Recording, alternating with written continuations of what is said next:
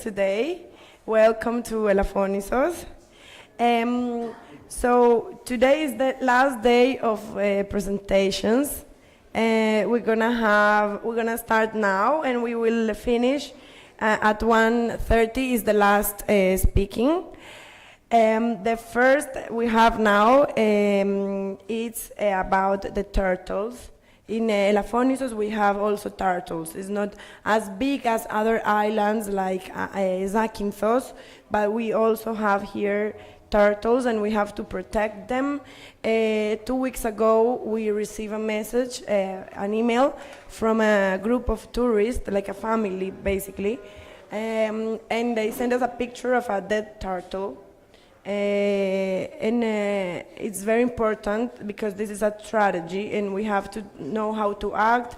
We need to know how to protect the turtles. We need to reduce the plastic in the sea because apparently that turtle is dead because of the plastic. So for us it's very important to have Medaset here today. Here with us is Amersa Tsirigoti. Okay, thank you. She will tell us about the 35 years of Medaset protecting the sea turtles in their habitats across the Mediterranean. So please, the floor is yours. Thank you very much. Good morning, everyone. My name is Amersa Tsirigoti. I'm a biologist and project officer in Medaset. So, let's start with the presentation. Great. So today I'm going to present the 35 years of Medaset, 35 years of actions for protecting the sea turtles across the Mediterranean. Who we are. Medaset was founded by Miss Lili Venizelos, our president, in 1988 in England and in 1993 in Greece, and has as its core mission to protect the sea turtles and their habitats across the Mediterranean. So the organization is a partner to the United Nations Environment Programme, Mediterranean Action Plan, the so-called UNEP, and is a permanent member observer to the Berne Convention. What are our main pillars of actions? The conservation projects for the sea turtles, first of all. The sea turtles are some of the most ancient living organisms, living on planet Earth for over 100 million years. But still their survival is threatened by human activities. So the conservation projects are the most important. What is this noise? Okay, great, I continue. Then our efforts focus on lobbying policymakers, so applying pressure to them at all levels. Environmental education for both children and adults. This is the happy part of our job. And awareness-raising activities to the wide public, but also to targeted groups such as fishers that are connected to the sea turtles, of course. On the aspect of these projects that I mentioned before, the conservation projects, Met Bycatch project was one project that we ran for 4 years. This was a collaborative approach for reducing bycatch. But what is it, bycatch? Bycatch is the unintentional catch of vulnerable or non-targeted species when fishing. And it's a big problem for both fishers that have big damages in their fishing gears, for example, even losses of quality or fuel loss, and of course for the vulnerable species that are put at high risk. So we tried to do some research on this in the Mediterranean, in different countries such as Croatia, Tunisia, Morocco, Turkey, and Italy. And this is a very interesting documentary, but we won't watch it all, just a few minutes, the last minutes of it, just for you to get a better idea of the project and the importance of bycatch.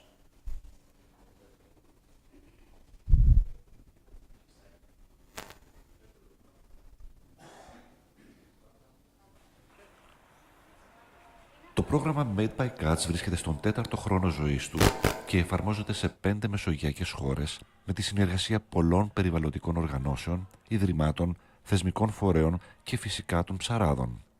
Ο κύριος Ανίς Ζαρούκ είναι υπεύθυνος του προγράμματος στο Κέντρο Περιφερειακής Δραστηριότητας Ειδικά Προστατευόμενων Περιοχών και βαθύς γνώστης τόσο του προβλήματος όσο και της δουλειάς που έχει γίνει μέχρι τώρα.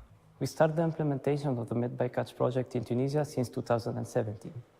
And what is really good in this project that we have from one side the administration and mainly the Ministry of Environment working with the Ministry of Agriculture to find a way and solution to mitigate the bycatch and how to do this without building trust with fishers, with NGOs and all the stakeholders that are involved at the sea. So what we have in this project that from one side, again, we have the DGPA, which is the Fishery Administration. We have the local authority in several ports. We are working in 23 ports through this project. We have the scientists through the INSTM Center working and try to solve the issue of the bycatch. And we have NGOs like Les Amis des Oiseaux, WWF North Africa, and we have several additional stakeholders that are helping us both to reach better the fisher, but also to communicate about the activities. One of the main outputs reached up to now is that we are proud to say we have more than 2 years data collected directly working with fishers. And how we succeed to have that is that we implemented a program at national level working in several ports with observers that are going talk to fishers through questionnaires, but mainly working with them on board. So they spent hours and hours, days and days working with them, collecting data, observing what is happening on board, and giving us both data on vulnerable species bycatch, but also about the needs of these fishers. Comme chef de département, je suis toujours en contact avec les pêcheurs.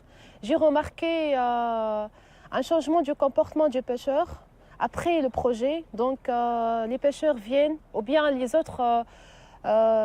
autres citoyens qui font partie de la société civile, ils viennent déclarer le bycatch, l'échouage des espèces. Donc on contacte nos collègues de l'INSTM qui sont le leader d'un réseau national d'échouage des espèces aquatiques. On participe aussi avec le bycatch team et les collègues de l'INSTM pour les constatations qu'ils font sur place sur les espèces échouées. On prend les mesures, on décrit l'état des espèces échouées. Donc il y a beaucoup de déclarations en comparaison des années avant le bycatch et maintenant. Donc le nombre devient très important pour les déclarations et ça c'est bien. Ça reflète que les pêcheurs et que la société civile sont conscients de l'importance du bycatch des espèces échouées.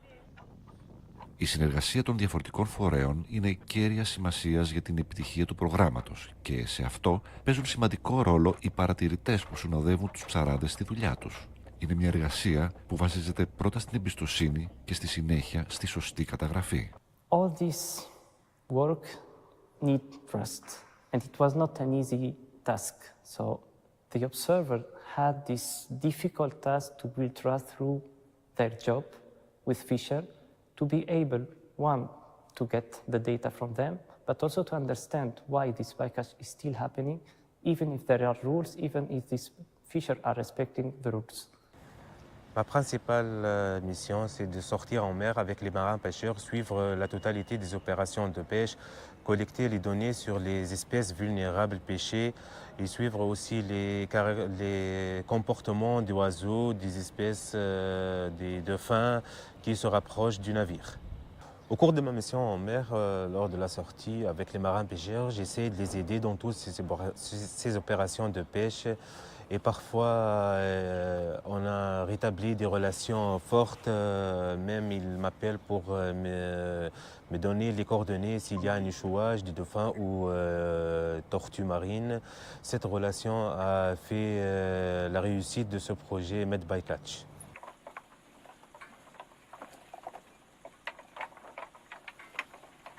والله قبل كنا نطلع الدفام وهو كان الدفام معناتها يقطع لنا الماتريال نتاعنا نكونوا مش نجيبوا مثال كونتيتي كبيره نتاع حوت ولا نجيبوا حاجه قليله ياكلوا ويقطع لنا معناتها يقطع لنا ماتريالنا معناتها يقطع الشباك.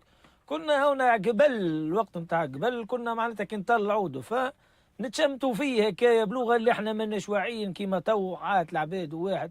كنا قبل هكا نقصوه مثال ونقطعوه معناتها هكاك نفسدوا فساد معناتها نقولوا احنا. توا وعينا ولينا نطلعوه نسيسوه خاطر هو يجي بحكم الخبره وبحكم التكنولوجيا وحكم اللي احنا توا فيه ولينا نعرفوا اللي هو قاعد يدخل لنا في الانتاج مثال نجيبوا يدخل لنا في الحوت يجيبوا من بعيد يقربوا لنا لي نحن. وفرض نفس الاشكال هو كان يفكرون قبل حتى كي نطلعوه معناتها نذبحوه حلال نحلوه معناتها ونقصوه واللحم نتاعو ناكلوه باهي باهي برشا. وكانت فيه برشا فوائد الفكرون. كنا الشحم نتاعو الظهر نتاعو نقولوا احنا ذاك الظهر كنا ذاك نخلوه الشحم نتاعو تضربوا السمش يولي كالزيت يطلع زيت نوع نتاع زيت باهي الامراض الجلديه معناتها كل مرض حزازه حاجه اي حكايه نتاع جلده واحد.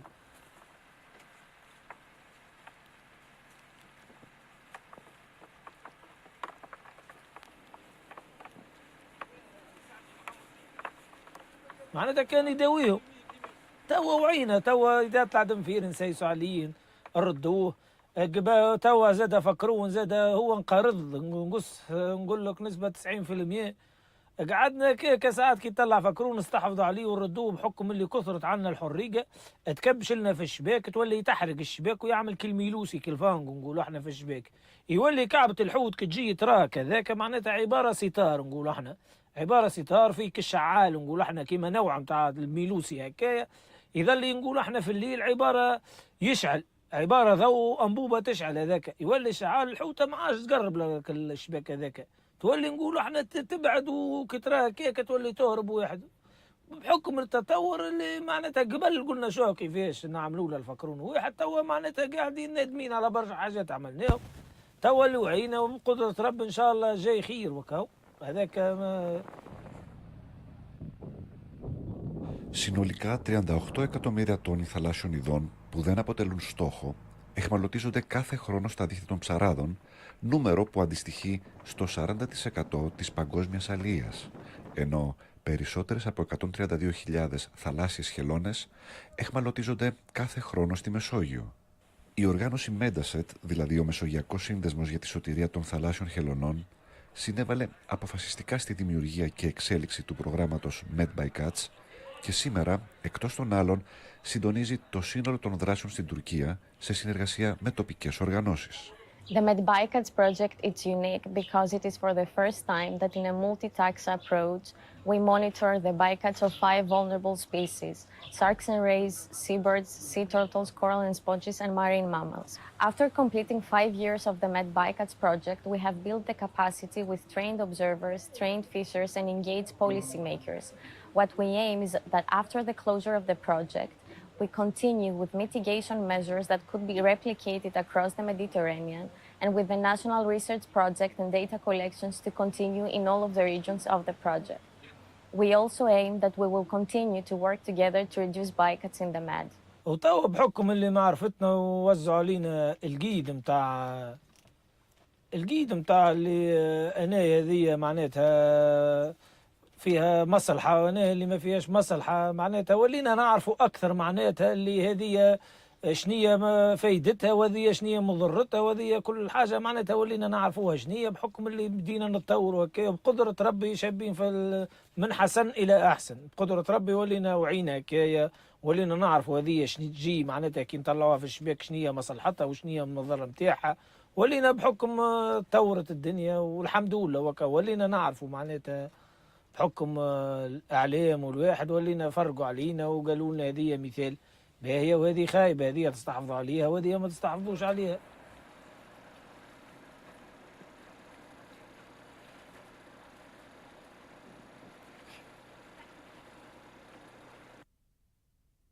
Found it interesting. As you understand, fishers is not an easy group to approach for such a sensitive matter. So it was a difficult project, but at least it gave good results. So they learned a lot, and hopefully this generation after generation, it will be better. Another project that we had was the conservation of marine turtles in the Mediterranean region. This tackled with challenges of the conservation of the sea turtles, such as habitat loss. Some of the nesting beaches are degraded because of tourism and marine development and coastal development, collision with vessels, illegal trade of the sea turtles, and marine pollution. And this was implemented in 13 Mediterranean countries. Then the Med Sea Litter project was an inter-environmental project for 3 years that aimed at developing and adopting common protocols for monitoring marine pollution and its harmful impact on vulnerable species. And the next title, this big one, was another project that it was implemented by the management unit of the protected areas of the Attica region, the region next to Athens. So there are protected areas and marine protected areas where we worked for better and more effective protection and management plans of these areas, and also rehabilitating some of them. As you can see in the photos at the bottom, our technical divers removed almost 3 tons of ghost nets. These nets are abandoned by fishers or aquacultures at the bottom of the sea, and the sea turtles are often trapped and die. And we worked a lot on the monitoring of Posidonia oceanica. Some of you may know that Posidonia is a very important habitat for the sea turtles because they rest, they reproduce themselves in there, they eat. But also it's an excellent indicator for the ecological status because they only grow in clean and unpolluted waters. So it's very important for us to protect this habitat. And we worked a lot in the monitoring of Posidonia in Schinias. It's another beach in Attica. So on the aspect of policy and advocacy, we work a lot. We have put special emphasis on advocacy for protection of important sea turtle nesting sites in Greece, Turkey, and Cyprus. Here in Greece, we work a lot in Zakynthos and Kyparissia, which are the 2 major nesting sites of Greece. But in Turkey, we work in other beaches such as Fethiye, Patara, Kazanli, and Anamur. Our president, Ms. Venizelos, was the winner of 2020 World Forum for Democracy for the case study of Laganas. Laganas Bay is the bay where the sea turtles nest in Zakynthos. When she traveled many years ago, and she saw this tragic situation there with the touristic activities and no management plans, the nesting in between furniture and tourists.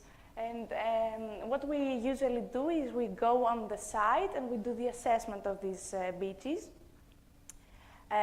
undercover. So we go there and we note a lot of illegal activities, such as in the first photo, for example, you can see a sea turtle and some boats around. This is the so-called sea turtle spotting. So there are touristic boats that go there with tourists, and they try to spot sea turtles, which is okay. But most of the times, they don't keep the 15 meters distance. So they approach it too closely, and the animal is stressed. And then, for example, the second photo, shows that this circle there is a nest, and next, very close to it, is the umbrellas and everything. So they do nothing about the furniture there. And the third one is in Patara in Turkey. You can see signs of vehicles crossing the beaches like this. So what we do is that we report all these illegal activities, and we go to the Berne Convention. That is then opening cases and try to push the governments to take measures. That's what we do. And we work closely with the Barcelona Convention as well, but we try to consult and follow all the processes for the national legislation here in Greece. And we work close with Albania as well, because Albania also has some nesting sites.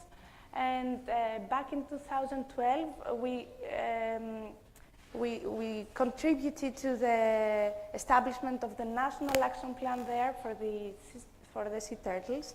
And lately, we also did the assessment of these 10 years work, and it went quite well, I must say. For our environmental education, we do a lot for children, teenagers, and adults.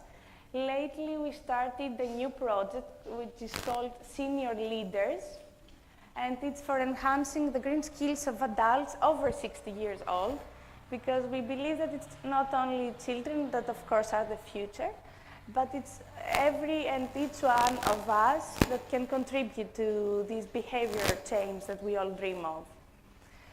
We also have this creative learning program for children, Nireta de Careta, and the Carapace Race, which is a floor game featuring the adventures of the sea turtles that we can play at any time. Now for the awareness raising activities that we do, as I mentioned before, we work a lot on the ghost nets. We can play this video, sorry? We can play this is a 1-minute video just for you to see what we typically do with the technical divers at sea. No, it's the previous slide, the video.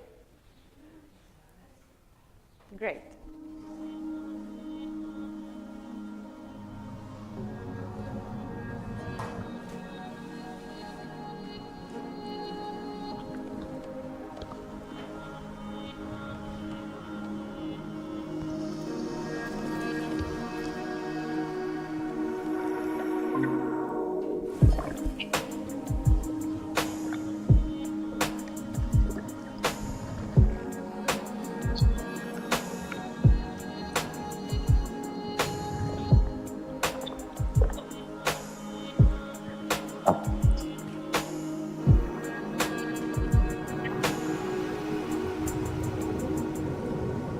Partire. Ok, aspetta, aspetta, farlo partire così finisco e vado a aspettare. So what they do is that they use these balloons full of air, and they lift the ghost nets because they are too heavy. They weigh around 1 ton per piece, let's say. They need to cut it in pieces, otherwise they can't remove them. They are too heavy, and you know they have these eyes, so the holes, and they take extra weight because of the water that is trapped in between. So it's difficult work to do. And finally, we have different campaigns for marine pollution. One which is, has traveled all around the world and has been translated in more than 20 languages is you see the difference a turtle does not, because turtles mix up plastic bags with their beloved snack, the jellyfish. They look alike. So they eat a lot of plastic bags and they then die in a torturous way. And we have also this campaign which is called Clean Seas, Swear to Care, and this is a campaign to raise awareness on beach litter and healthy seas. So we are very happy that Mediaset was invited to Elafonisos Eco Week, and we are here to contribute in any way to the protection of the sea turtles, because the island has for around 25 to 30 nests per year, which is not, I mean, a big number, but it's important to maintain it. Thank you very much.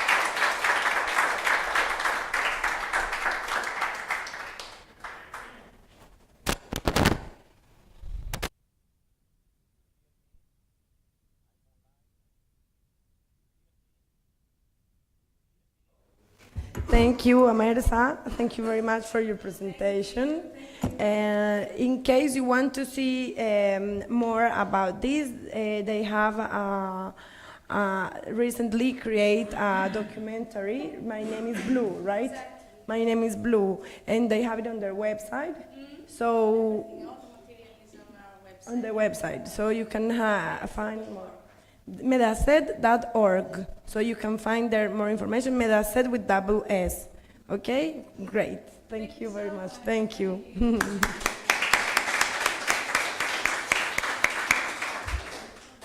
Now we are going to have a presentation with Gian Cristoforo Bozzano. He's an Italian. He's Master of Engineering and entomologist.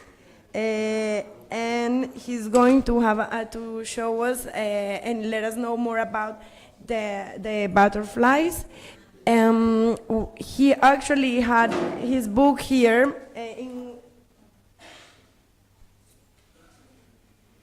in Greek and English. So he made a big work with all the butterflies that we have in Parnonas, which is the mountain in the Peloponnese region. So we're gonna have his presentation now. Okay, Gian Cristoforo, the floor is yours.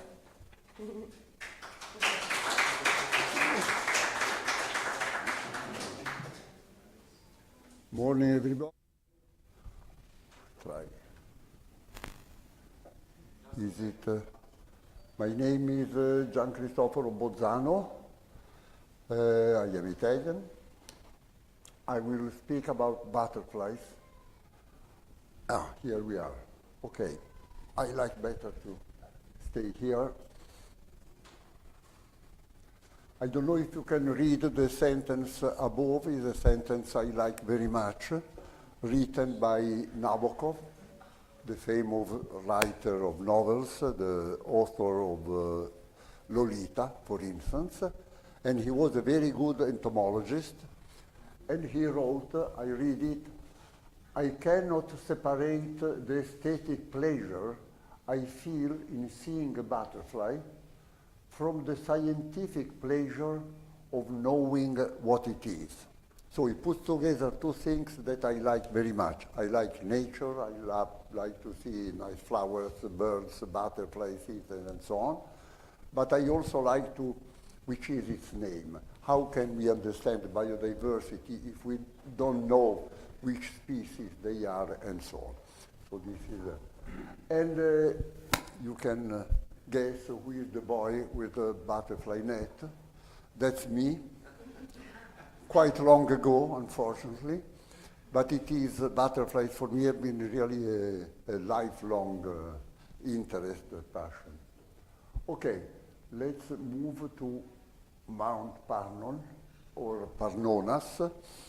Parnonas are a ridge of mountains, quite long, almost 60 kilometers long, on the eastern side of Peloponnesos. You see above it, just close to the sea, just in front, let's say, of the Spezia Island on the coast. And it is a national park. It is not as high as the highest mountains in Peloponnesos, that, as you know, are Taygetos, Kelmos, and Erymanthos. All the three are above 2,000 meters. Parnon is the highest mountain is just below 2,000 meters, 1,950.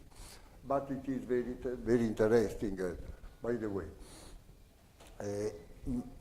Relevant to say, much less studied than Taygetos and Kelmos that have been. Okay, so,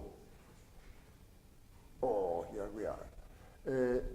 I did a survey of the butterflies present in this area that lasted from 2016 to 2020, 5 years. And it started because with my wife we decided to take a house, an apartment in Greece, and after a long search we selected Leonidio, a quiet place, nice mountains that I like, nice seaside for my wife and so on. So we went there. There I approached the management body of Parnon Mustos and so on, that is the team of people taking care of the national park, and I suggested them I could do a survey of the butterflies, if you like. They were very positive, very enthusiastic and kind people, and so we started. Of course, we needed an official approval from the Ministry of Forest and so on. We got it. And at the end, after 5 years, let's say the result is this book that is both in Greek and in English, where I have summarized all the species present there and helping people to recognize, to enjoy, not only saying this is a nice butterfly, but oh, this is Vanessa taranta, and so something. Okay. Last comment, there was not a public financing. I took the costs, of course, of traveling and so on. The only cost that was taken by the park, or really by UNESCO, was the printing of the book. So this has been printed. The book, of course, is free of charge. I have some copies here you can take. If you need more, if you address the management body that is based in Astos, they have plenty of copies. And it's not a bestseller, I mean, it's not selling like... Okay. A survey is a general term. You can run a survey in different ways. It depends on the time frame, how long, how much time you can spend. It depends, of course, on the target that you have, and it depends on the resources. Our target was quite simple. We wanted just to know how many butterfly species were present in the area. Resources were a bit limited, but I thought it's enough. It was my wife, that is a passionate botanist, knows very well the plants, and a very good photographer. So she always, or most times, she came with me with her camera taking macro photos, myself with a butterfly net, and, well, just a comment on butterfly net. I can recognize, as any butterfly specialist, I can recognize maybe 60% of the butterflies just seeing them flying. And I can say, oh, this is a Polyommatus icus, this is a male, and so on. Then, of the balance 40%, maybe 30%, I have to take in the net and have a detailed look, because the different species have some small difference.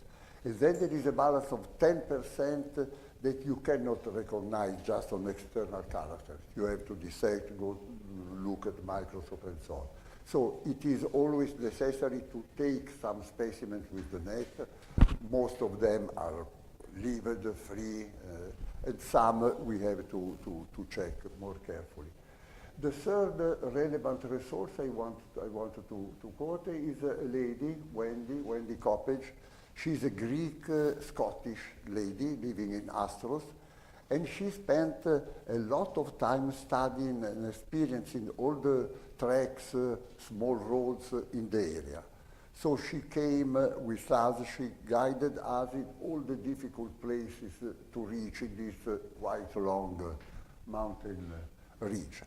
Also, like to mention Ekaterini's husband, Sarando, from Leonidio. He came with us, helped us as well, and he was passionate about the butterflies. Overall, in these 5 years, we did about 150 days of surveys. That means walks and moving from one place to the other, collecting the butterflies, taking notes of all the species we had seen, the name of the place, the altitude, all the information. And so we collected a good database of information. I took a register of all the species of every space, over every place, and so on, as I had just said. The picture here is the top of the highest mountain of Parnon. The name is Megali Turla.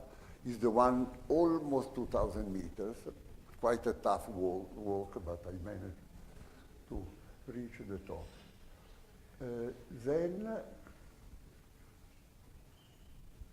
where and when you can find the butterflies. Looking for butterflies is not just you walk in a grass field where there are flowers and you find all the butterflies in the area. Is much more complicated. Let's go to just a summary, things that all of you know, but the butterfly life cycle is they start from the eggs that the female lays close to a plant, and then there is a caterpillar.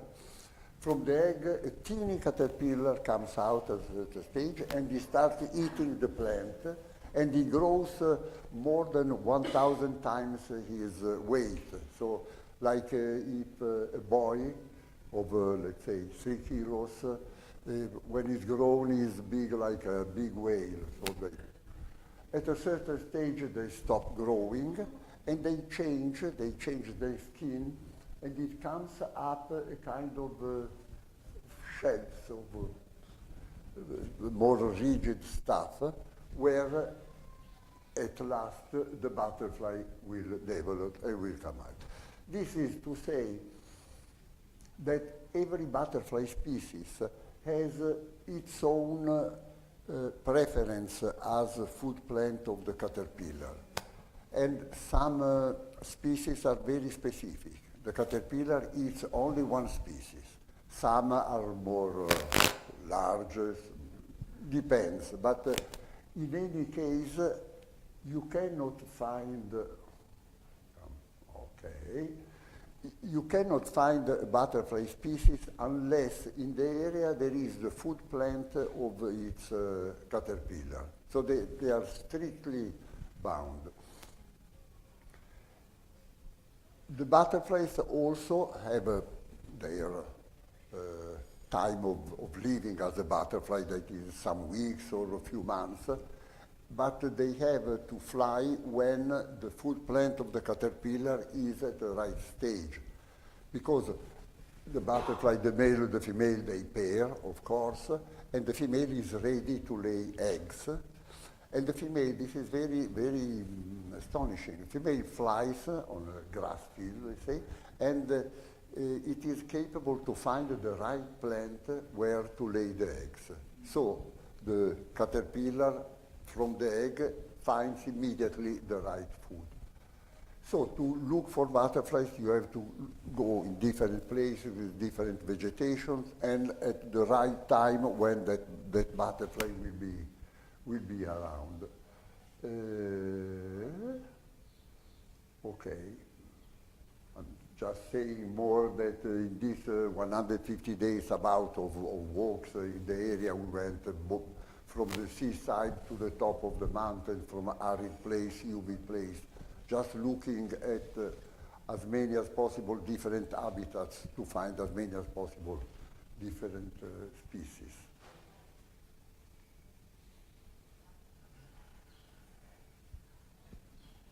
There are very common, less common, very rare species. They are not all the same. Here there are the first are the example of very common species with a very wide habitat. These species you can find almost everywhere and almost all around the year. These are the butterflies that you commonly see in Elafonisos as well. No, the first one is the English name is white, whatever, and so on. But these are butterflies found everywhere. Then there is another category of species. They are still common, but only in the right places and only at the right time in the year. If you go in the right place at the right time, you will find many. If you go 2 weeks too late or too early, or if you are maybe instead of 500 meters, you are at 1,000 meters, no way to find that butterfly. And the first one, I hope you see it, is I think the nicest butterfly of all the area, named Caraxes iasius. And here is quite big, as a butterfly like this. And the food is Arbutus unedo. Arbutus unedo is a plant, typically a small tree, typical of the Mediterranean vegetation.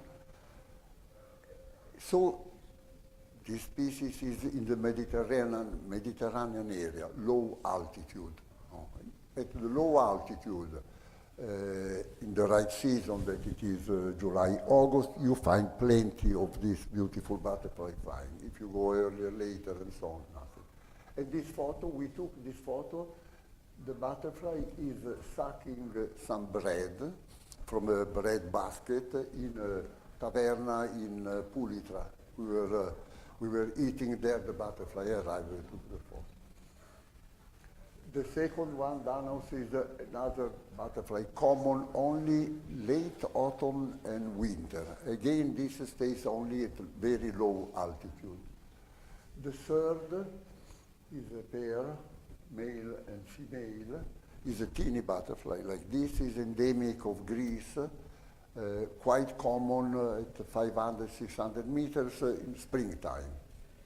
Late April, May, then it disappears. That means that to make a survey, you have to cover a lot of places in a lot of different time of the years. And we move to the rare butterflies. And this is one of the rarest or one of the most interesting that we found. The one on the left is the female, the one on the right is the male. The size is the same, just the photos are taken different distance. Just a comment, many butterfly species have different shape, wing markings, male and female, strong dimorphism, let's say.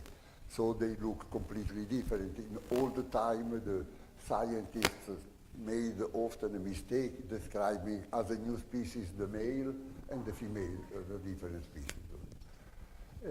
This one, Lycaena tetis, is a butterfly typical of eastern Turkey, and somehow it has reached, who knows how long ago, some high mountains in Greece. Greece is the only place where you can find it on top of a few mountains. Here there is a small map of Greece, and you see the red dots. In Peloponnesos there is Pardonas, where we found it, had not been found there, Taygetos and Erymanthos, and a couple of mountains more in continental Greece, let's say, but it is the food plant is this one, is a mountain bush. Here we are 1,800 meters, named Acantholimon. Where there is Acantholimon, there is this butterfly. On the same plant, it leaves another very rare butterfly that is found on Taygetos mountain. It eats exactly the same plant. We looked for it, we didn't find. So it didn't reach Parnon.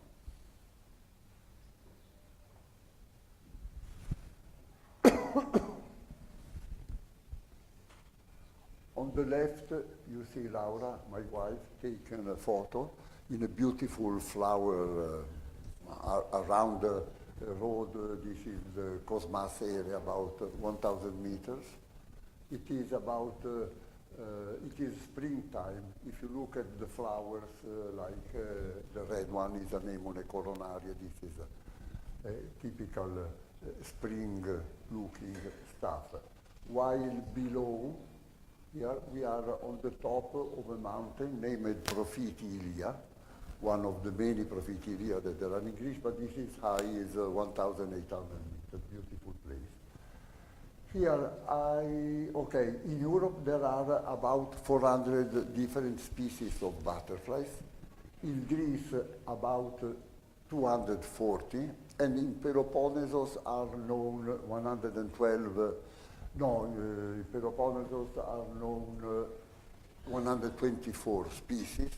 We found 112 in Pannonia, so a very high percentage. Most of the Peloponnese species are in Pannonia. We have not completed the job. Probably 2 or 3 species are there, and sometime we will find them. I mean, we have not, we cannot say 112 species, no one more. Maybe there are a few more.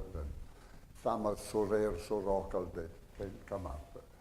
This number, 112 in an area, is quite a high number compared to many other European places. It's a place rich of butterflies. And I would say it is rich of butterflies because it is a very various, there are several habitats from high mountains to the seaside, so there are several species for this reason, but also because the nature is well preserved, really well preserved. I have added so far, but really there are not, in my opinion, many risks the habitat to be spoiled. The main risks are fires, of course, but the park people, the management body people are monitoring the beautiful woods in the area. Every day they go around, so they are trying to take control of everything. Another risk is overgrazing. Overgrazing, I mean too many goats, too many sheep, and so on. This is maybe, in some places, it has been terrible. In Morocco, for instance, in the Middle Atlas, they have destroyed beautiful places because there are millions of cows, sheep, and so on. But in this area, there are several shepherds with their animals, but it is not a big danger. So I would say that in terms of habitat protection, Pannonas are in a good shape. Okay.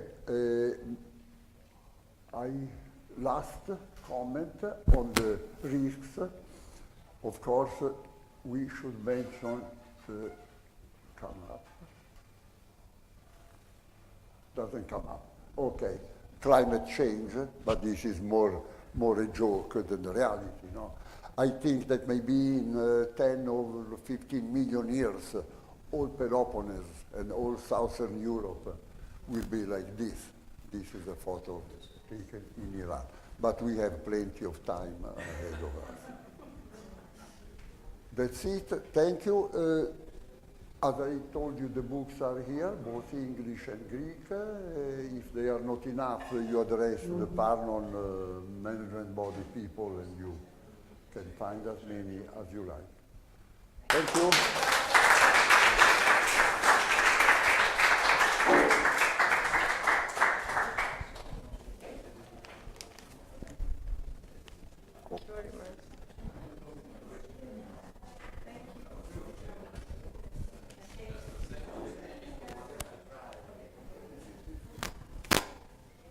Hello? Enrico, can you hear me?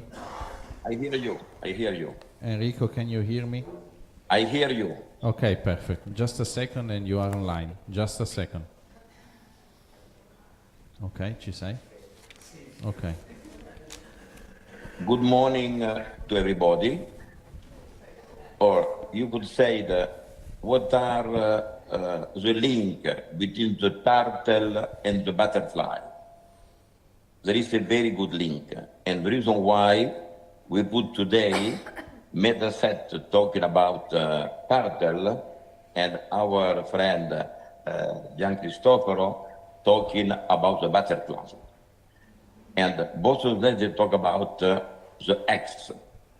That means that what said Amersa before, they are around Elafonisos. During this period, in the main area, around 150, 180 turtle. And just to be aware, the male of turtle, they come there in April, and they do their festival with the female, and normally we get the turtle. They come from middle of June until end of July to put their eggs. They come on the night and they make a hole, and normally they put with 120 eggs.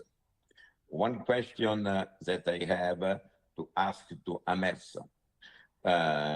You know that around all Elafonisos area, it is around with all the beaches, is around 8 kilometers of beaches. And we have on the summertime 120 proscopy, they're Boy Scouts coming from France and from Belgium. And what you like to do and to have a Mediaset point of view, the goal, it is early in the morning, the Boy Scouts, they wake up early just to go around the different beaches. And when they found the sea that the turtle camps and make the hole, they're too risky. First one, the tourist arrive, is not aware, and he destroy. Secondly, there is people that like to put their umbrella, and they put the umbrella in the wrong place.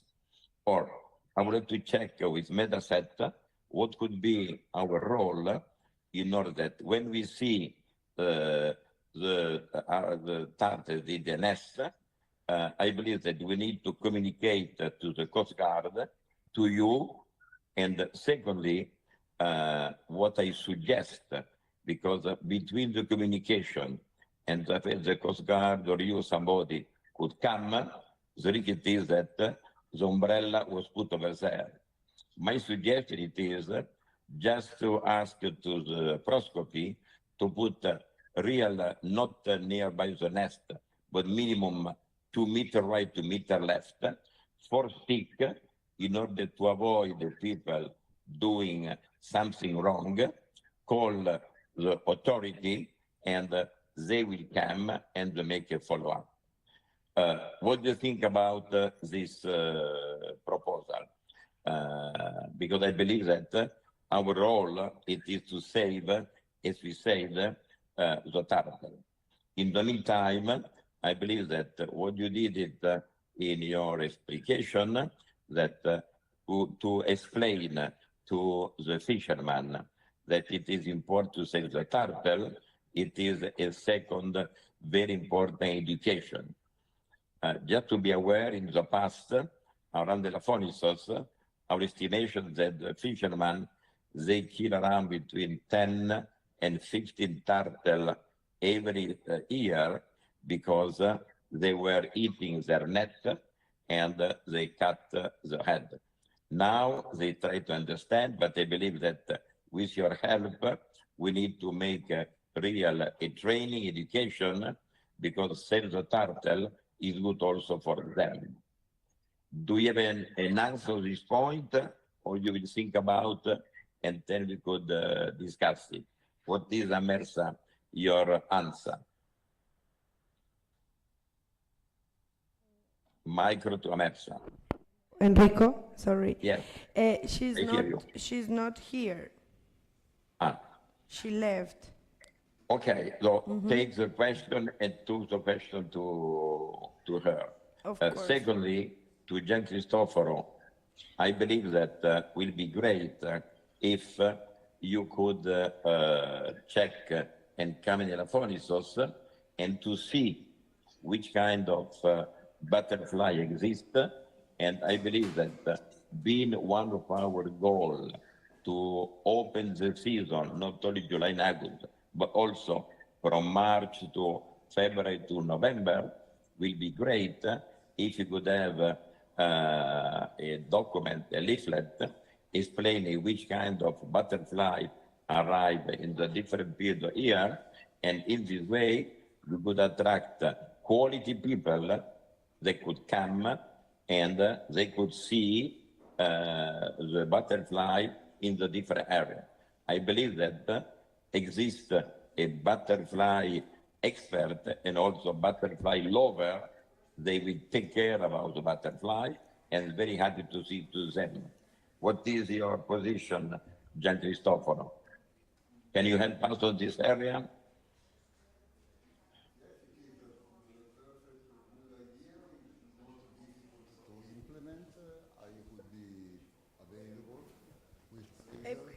Put it closer, put it closer. Oh, sorry.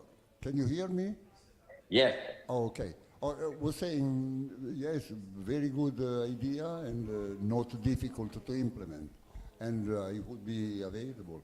And the butterfly fauna in Elafonisos for sure is much smaller than the one of Parnonas Mountains.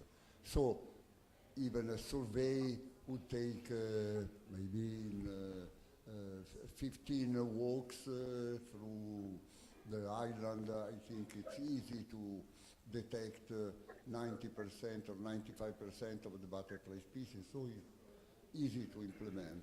And there are, at last, I would like to say also, for sure there are some nice looking species for people to attract non-expert people. So this should be good to build some interest on nature. Great. Thank you. I believe it's a very good idea, and that we could plan this one in order to have just starting from September, because again, what I saw that there is I'm not expert in butterfly. I will become with again the training by you, Gian Cristoforo, but there is a very nice butterfly that I normally end of February, beginning of September. That is white with a black spot, and when you see her, it is to be that she go, the head, it is on the back, and the back it is in front, and a very, very nice butterfly. I don't know the name, but I was very, very impressed.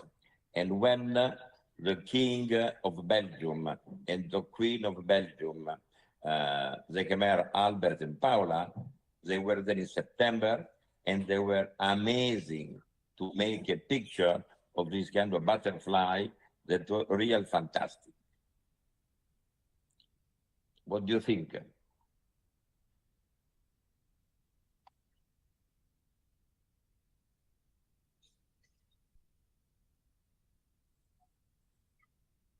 Hello? You hear me?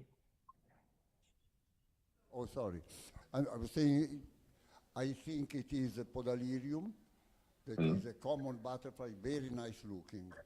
And it flies all around the year. So you can see from April to September, October. Very, very nice looking. I'll send you a picture and you'll tell me if it is the one I'm saying. Okay, I tell you my picture also. So we exchange the picture.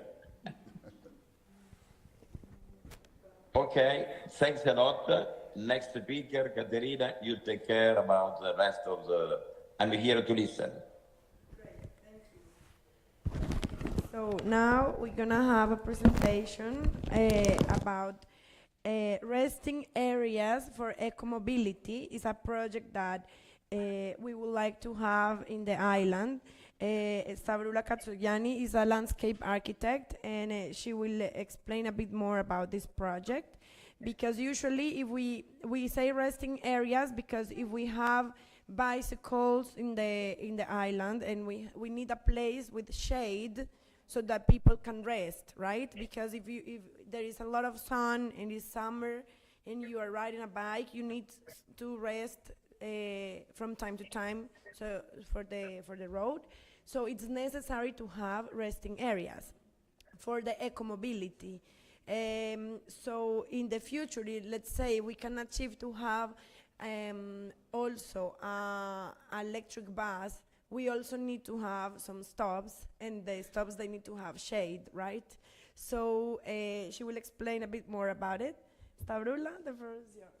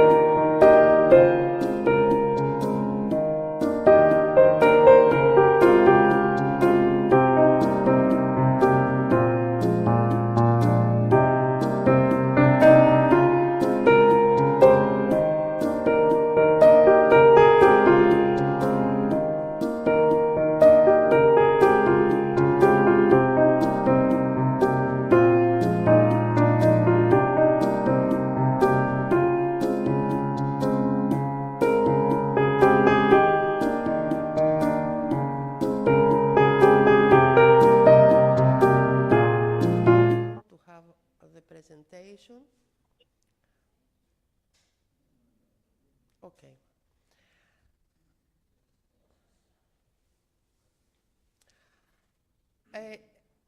Θα μιλήσουμε για μικρές οάσεις που μπορούμε να δημιουργήσουμε μέσα σε ένα τοπίο. So we will talk about those green oases, these locations. They have some similar characteristics, but they might differ based on where this oasis might be located. An oasis might be a sanctuary for someone where people can find pleasant conditions in order to stay, to find a refugee,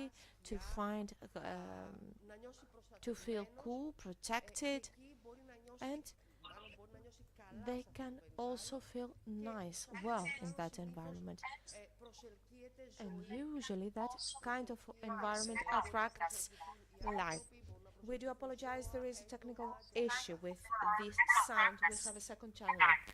We do apologize, there is technical issue with this sound. We do apologize, there is... Αυτό τώρα δεν μιλάω, πώς ακούμε τη διερμηνία.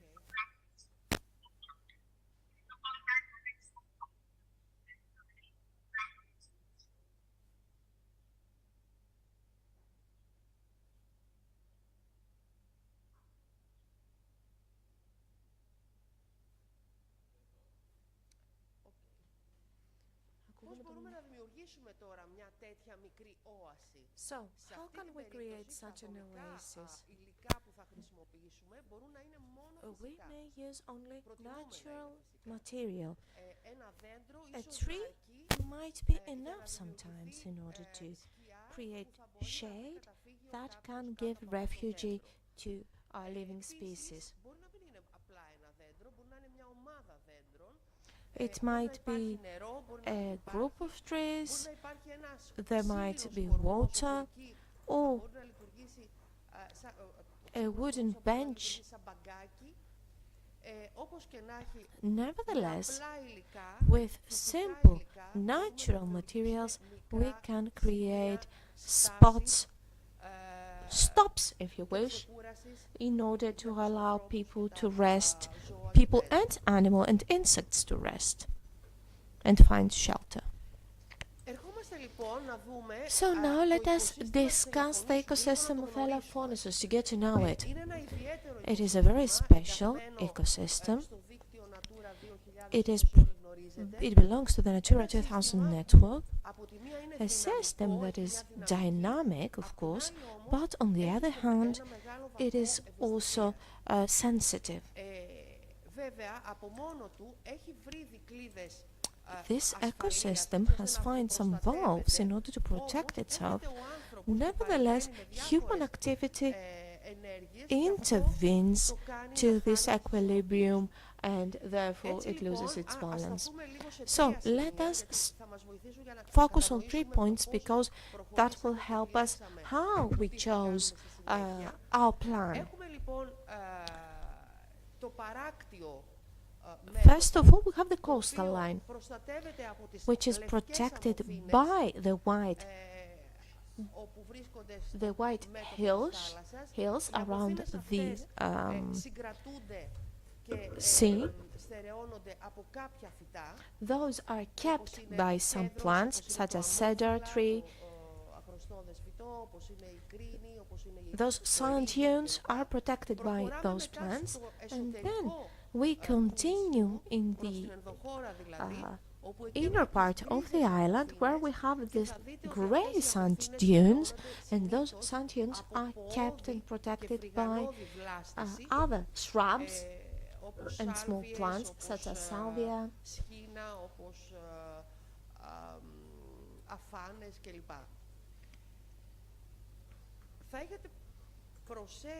I'm sure that you have all seen that the ecosystem of Elafonisos, along with every other Mediterranean ecosystem,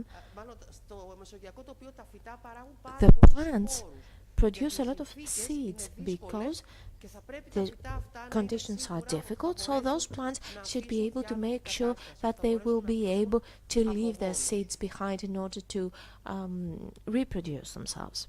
Ερχόμαστε λοιπόν να δούμε So now λίγο καλύτερα την πρότασή μας. we want to take a better look at our proposal. Δημιουργήσαμε μία κυκλική We διαδρομή have όπου μπορεί κανείς να created κινείται a είτε με τα circular πόδια, είτε με route ποδήλατο, είτε με that όποιο άλλο people εναλλακτικό can τρόπο choose μετακίνησης to αυτό walk στο it or to cycle along it. Η διαδρομή αυτή η This κυκλική route, χωρίζεται σε circular τρεις route, is διαδρομές. Η μπλε διαδρομή που είναι consists of από το three χωριό routes. προς το The Σήμο, blue route from the village έχει to προς ανατολικό, Samos Beach, and it has got an oriental κίτρινη orientation. διαδρομή The ξεκινάει yellow από το route, Σήμο για το starting κάτω from νησί Samos και to έχει the νοτιοδυτικό προσανατολισμό, lower και part είναι of και η the ροζ island, διαδρομή η and οποία the ξεκινάει pink από το route, κάτω which νησί starts from the και lower πάει part of προς the το island, νότο με going βορειοδυτικό towards the village προσανατολισμό. with a northwestern orientation.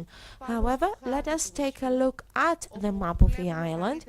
You can see the blue, the yellow and the pink route. Βλέπουμε επίσης κάποια σημεία στάσης. You can also see some spots, some stops in number 14, for example. And let us see in detail Πώς επιλέξαμε how αυτά τα we σημεία. chose those Αυτά τα stops. σημεία τα επιλέξαμε So είτε γιατί εκεί κοντά they βρισκόταν were δίπλα, chosen βρισκόταν κάποιο because τοπόσιμο, they are next to a landmark, for example, or a small church, κάποιο άνοιγμα του δρόμου, an opening in the road, κάποιο ήδη υφιστάμενο or δέντρο. an existing tree, for example. Έτσι λοιπόν επιλέχθηκαν αυτά τα 14 So this is how we σημεία, όχι σε στάνταρ chosen απόσταση το those ένα από το 14 άλλο, spots. γιατί They θέλαμε να υπάρχει μια don't have the όσο same το δυνατόν distance πιο from each other φυσική because we were ακολουθία. opting for a natural sequence, if you wish. Εξετάσαμε τη δυνατότητα We του have έδαφους που also υπάρχει εκεί να checked μπορεί να if the είναι ένα soil έδαφος που να μπορούμε να there παρέμβουμε και να allows κάνουμε us to τις φυτέψεις intervene μας. and plant Και επίσης the necessary εξετάσαμε και trees, τον and we have προσανατολισμό also που έχει ο taken a χώρος, look έτσι at the ώστε να orientation πετύχουμε τα of μέγιστα the place αποτελέσματα in order to σκίασης achieve σε the αυτούς που maximum θα παρευρίσκονται shading εκεί, που θα results παρευρίσκονται to the εκεί. people that will go there for shelter. Τα φυτά που επιλέξαμε, The plants that we have chosen καταρχήν θέλαμε να μην αλλοιώνουν την were ταυτότητα του chosen τοπίου. in order not Δεν to θέλαμε δηλαδή να βάλουμε φυτά τα οποία change θα the θύμιζαν κάποιο identity άλλο of μέρος the του πλανήτη landscape. και We όχι didn't του want νησί to της plant Ελαφονήσου trees ή that ένα are not μεσογειακό characteristic νησί. of a Mediterranean Επίσης, island. δόθηκε At μεγάλη the same σημασία στα time, φυτά που we επιλέξαμε chose να μην plants that are χρησιμοποιηθούν φυτά not τα οποία μπορούμε να τα invasive, ονομάσουμε χωροκατακτητικά, δηλαδή φυτά που μπορούν από μόνα τους because those plants, ανεξέλεγκτα those να invasive σποροπαράγουν plants, και να they can φυτρώνουν όπου αυτά θέλουν, leave the χωρίς seeds να behind υπάρχει and κάποιος they έλεγχος grow για να out of περιοριστούν. control, and it is really difficult to control them. Επίσης, φυτά που μπορούν να αντέξουν Also, we στις have chosen δύσκολες plants that συνθήκες, can come up to the difficult ενός ξεροφυτικού climate τοπίου. conditions, so the Φυτά που difficult δεν έχουν conditions of this ιδιαίτερες dry απαιτήσεις land. σε, They do not need έδαφος, σε νερό, watering, or they σε, do not need a specific soil διαχείριση. in order to Και grow. επίσης, φροντίσαμε ώστε τα And φυτά we που also χρησιμοποιούμε να took μπορούν care να and chose those εναλλάσσονται, kinds of έτσι plants ώστε να that δημιουργηθεί would όσο allow us to create φυσικό a natural αποτέλεσμα. environment as much as we can. So Πάμε να we δούμε have chosen various species. κάποια από Now, αυτά τα let φυτά. us talk about some Βλέπουμε of those ένα φυτό που προτείνεται για plants. τη γαλάζια διαδρομή. When it comes to the blue route, we propose the pine trees, Pinus pinea in Latin, its scientific name. This is a very good plant for coastal lines. It has a moderate speed of growth, but it can live a lot of years, and it can do a lot for the natural environment. Then, the oleaster, the Oleagrus augustifolia in Latin, it is a tree with fruit, and that attracts a lot of insects and birds, and it is also very resistant to the salt and to the wind.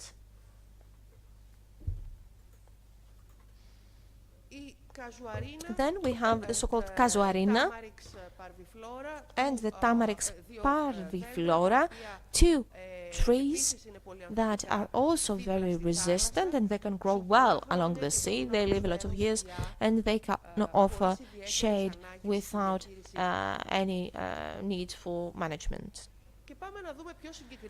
And let us discuss some of those points that were chosen for those oases, for those stops, starting with the blue route from the village to Samos Beach. On our right hand, we find a small church, Agios Yannis.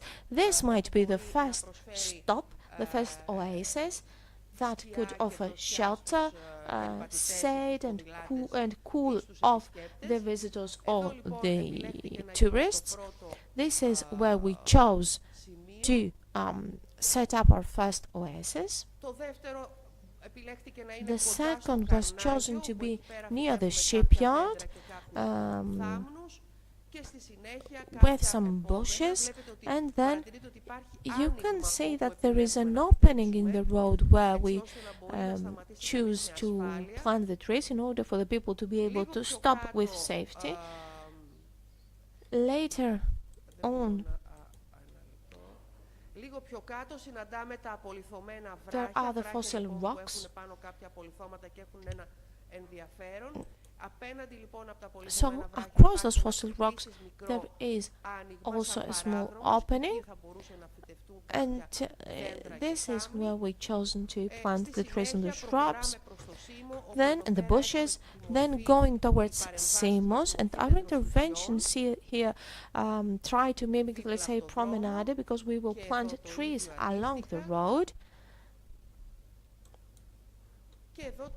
And here, starting from Samos Beach to go towards the lower part of the island, we found ourselves over the Samos Beach, and here going towards the inner part of the island, where we have crops and a more intense Mediterranean character, more trees. So we choose to plant trees such as the carob tree, Keratonia siliqua in Latin, or the Quercus siliquastrum, the Judas tree, which are characteristic for the Mediterranean landscape, which along the olive trees which are already planted here, they will create a very interesting landscape. We also plant some fig trees that would give us also fruit, and they will allow insects, birds, and people to be fed that would pass from those points. Here, moving towards the inner part of the island, the mainland, we also have some points where we will plant trees, and the three trees are the carob tree, the fig tree, and the Judas tree.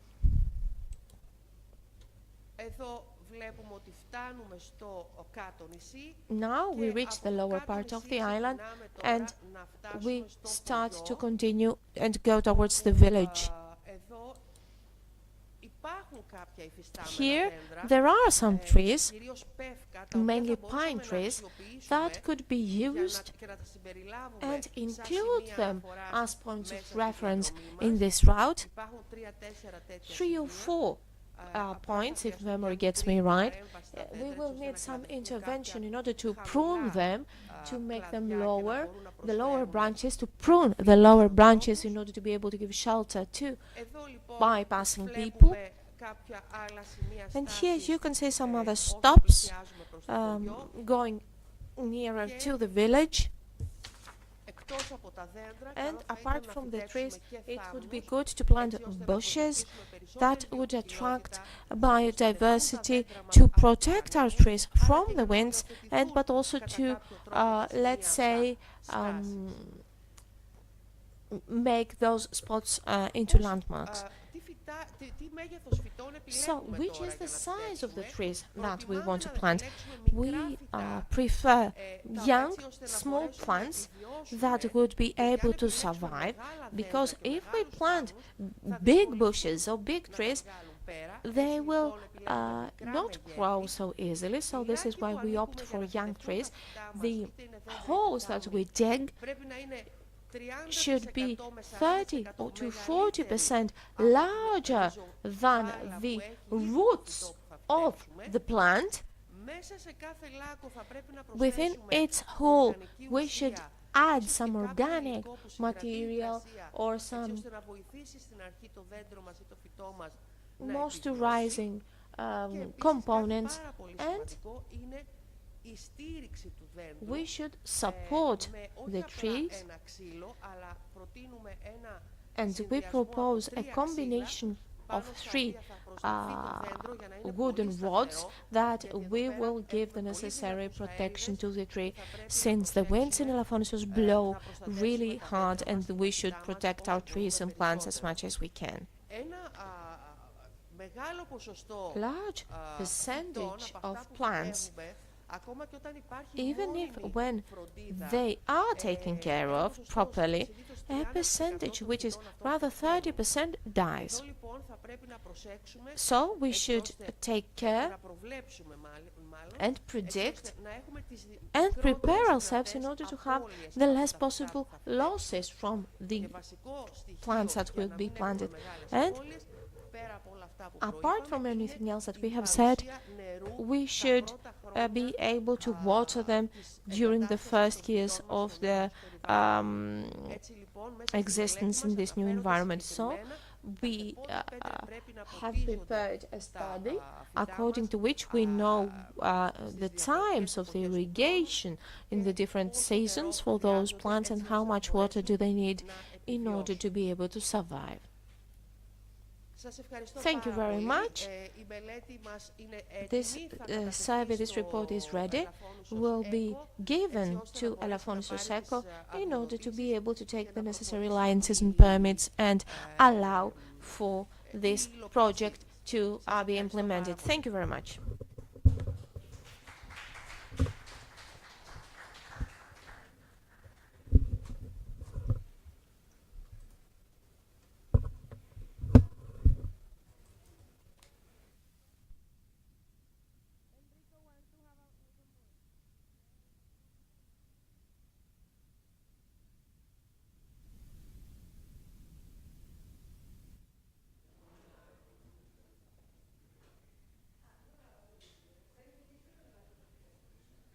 Enrico, can you hear me?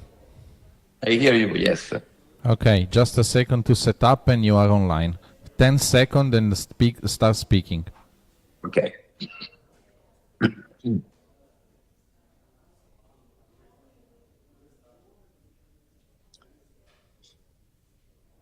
Hello, Vula. I hear you. Okay, just a second to set up and you are online. 10 seconds and start speaking. Okay.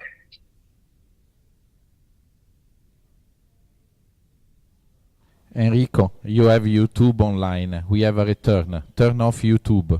Turn off YouTube on the other phone. Can you hear speak me? again, Enrico, please?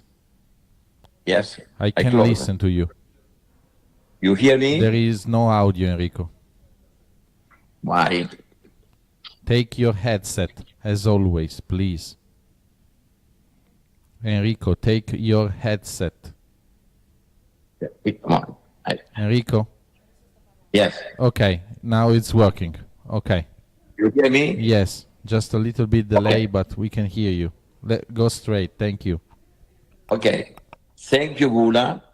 I believe that you did a great job, and I believe that the role of Elafonisos ECO, with your expertise, it is to give in a survey plate all the study you did it to the local Dimarchia, and it is up to the Dimarchia to make the action versus the Dimarchio, and due to your knowledge, if you could help us among the Dimarchia to get the permit, it is the right way to do it.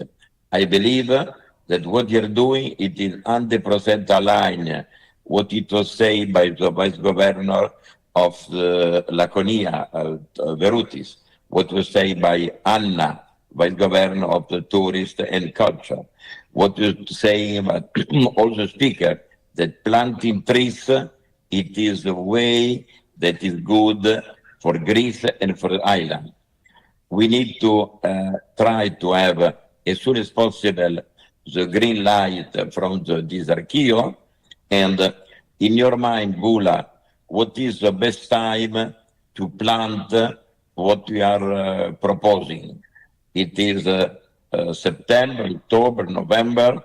What it is your proposal in order to get a plan that we will plant it in function also of the meleti, I mean that what we have from this archeo, the green light. What is your proposal, Vula? Micro to Vula. The best season for the planting is October, November, because it's a season will have some rains, and the municipality, I think that it has the time to take care about the plants. I believe it's the best season. So we have 4 or 5 months to prepare the planting, to take all the decisions from the Dasarchio, for the municipality, for everyone. Can you be, Vula, the watchdog in order to follow? Because knowing the bureaucracy and the timing, I don't want to arrive in October and to say we don't have the permission. So it must be start from tomorrow. Our Major Effie is coming back today. You have time to speak with her this evening or tomorrow, in a real to push, because it is the best way for the nature.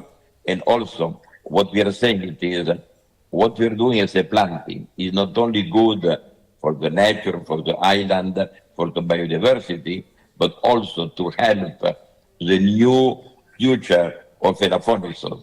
They become a laboratory of excellence in the sustainable development and natural preservation. And one way it is to have people that walk around the island by foot. Secondly, to have a bicycle that could be electrical, not electrical, they go around the island. And if you like to promote this way of doing, the rest area, it is a must. Otherwise, if you go from the village to Simos with the rest area, you arrive cooked in Simos. And you will not do back again. But with the rest area, we could really have a new way of doing, because we don't need to go by car from Elafonisos to the Simons, but you can go walking, by bike, or what we are trying to do is to have electrical buses that will bring you around the island, but one electrical buses that bring 25 people, it is 25 cars less. And if you go every 15 minutes, there are 20 by 4, 80 cars less by hour. And this one, it gives a nature to be protected. What do you think, Vula? I agree with you. Tomorrow I will go to, not tomorrow, today I will I'll try to meet mayor. So I will connect with her to send a study, and Filiaru will send it to Dasarchio or everywhere. Okay. And Just I will secondly, keep a connection with her to check how it's going. Being there, I ask you together with Iris, in the month of February, we plant 350 Picrodaphne, some olives, some trees in two different areas. One belonging to the church nearby Agios Spiridon, interior to Panagia area church, and the other it is near the sport area and near the new school where you like to plant trees. It will be good if you could go to check what is all done, because I believe that my feeling it is that why some of them they are not in good shape, because they were not irrigated. And if you don't have irrigation, the trees will die. I believe that we need to do the same. The person that is in charge, he cannot drink any water if he doesn't give water to the trees. It is a way that she or he will give water to trees in order to have permission to drink water from her body. And secondly, all this area, they have opportunity to have a pipe of water. It is not true that we don't have water in this area. Around the church, we have water. Around the football area, you have to do elastico. We have a pipe with water. The same it is near the new school. So if we care, we are ready. If we don't care, we will be a loser. Do you agree, Vula?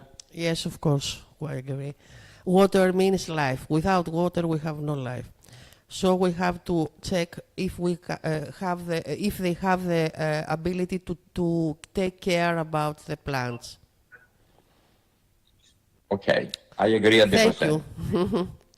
Thanks a lot. Thanks a lot, Vula. We keep in touch. Katerina, next one. Thank you, Enrico. Thank you, Vula, for your presentation. Now we're going to have a presentation from the high school of Elafonisos, Education for a Green School. It will be presented by Katerini Kyriou. She's the deputy principal of Elafonisos High School, and Haralambos Koutrolis, he's an Elafonisos school teacher, and Dimitra Fotinou, Elafonisos High School teacher as well. So the floor is yours. Thank you for being here. Okay.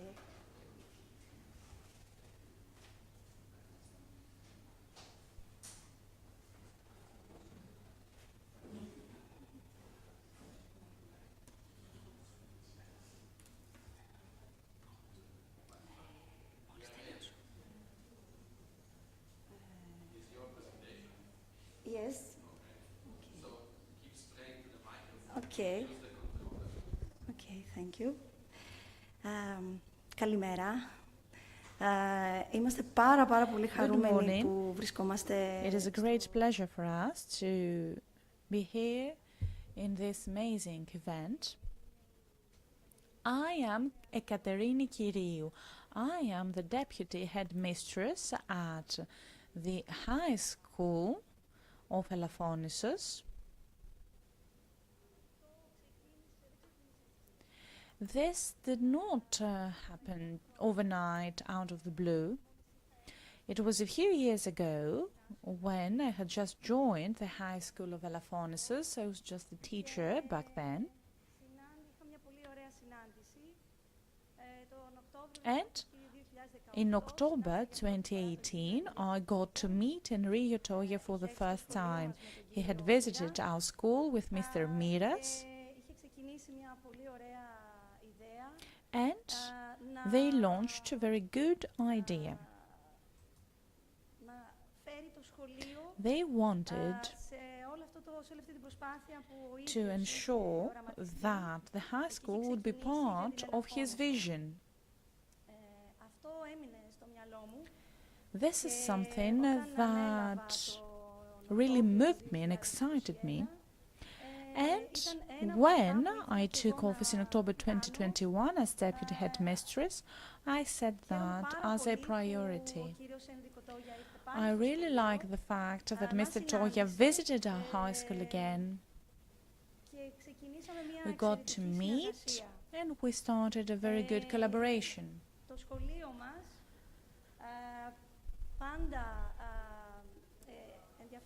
Our school has always been interested in the environment and the humans. Now,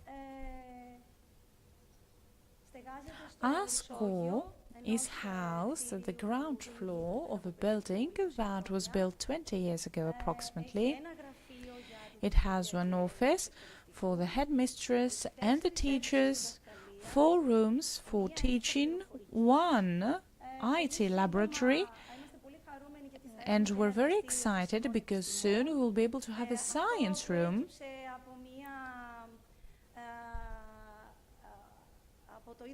And all that thanks to Boudosakis Foundation. We had filed a request to them and they decided to finance the creation of our own science lab so that our pupils can carry out physics, chemistry, biology experiments with cutting-edge equipment. We have a common yard with the elementary school, and the nursery school is just on the side of the building. Our people, we have 21 pupils, 16 teachers, of 12 specialties. All courses or modules are being taught in our school.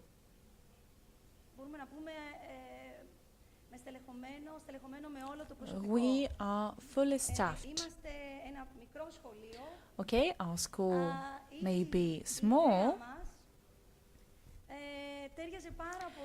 but our ideas were very close to what Albert Schweitzer had said. I wanted to quote his words. The thinking man feels the need to show the same respect of life to every other will of life as his own. He considers it good to preserve life and to elevate as high as possible every life capable to evolve. He considers it is evil to destroy life, harm it, or prevent its development when this is feasible. And this is the absolute and fundamental principle of ethics and the basic axiom of thought. The great gap of ethics today has been that they thought that it had to do with man's relations with other people, whereas in reality it is all about people's attitude towards the universe and every being in their vicinity. It is only then that people are moral, when life itself, like the life of the plant, an animal and human beings, is something sacred, and when people try within their means to help every life in danger. Only the universal ethics of the feeling of responsibility, which extends to everything that is alive, can be firmly founded on thought. The ethics that regulates the conduct between men is only a fragment of ethics.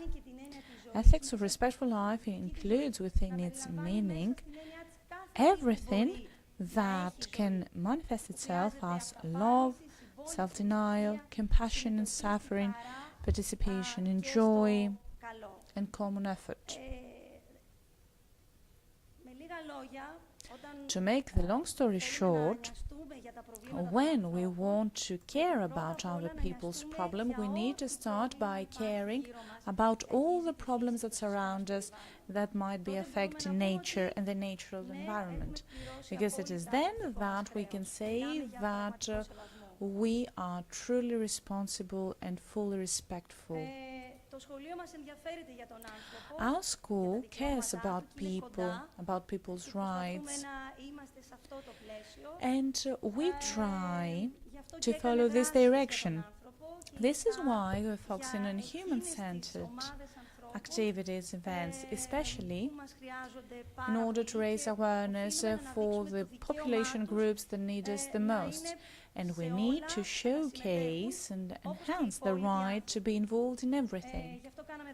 And this is why we launched actions for people with disabilities, and we stood by people and their anxiety and pain when they went through one of the saddest moments in their life.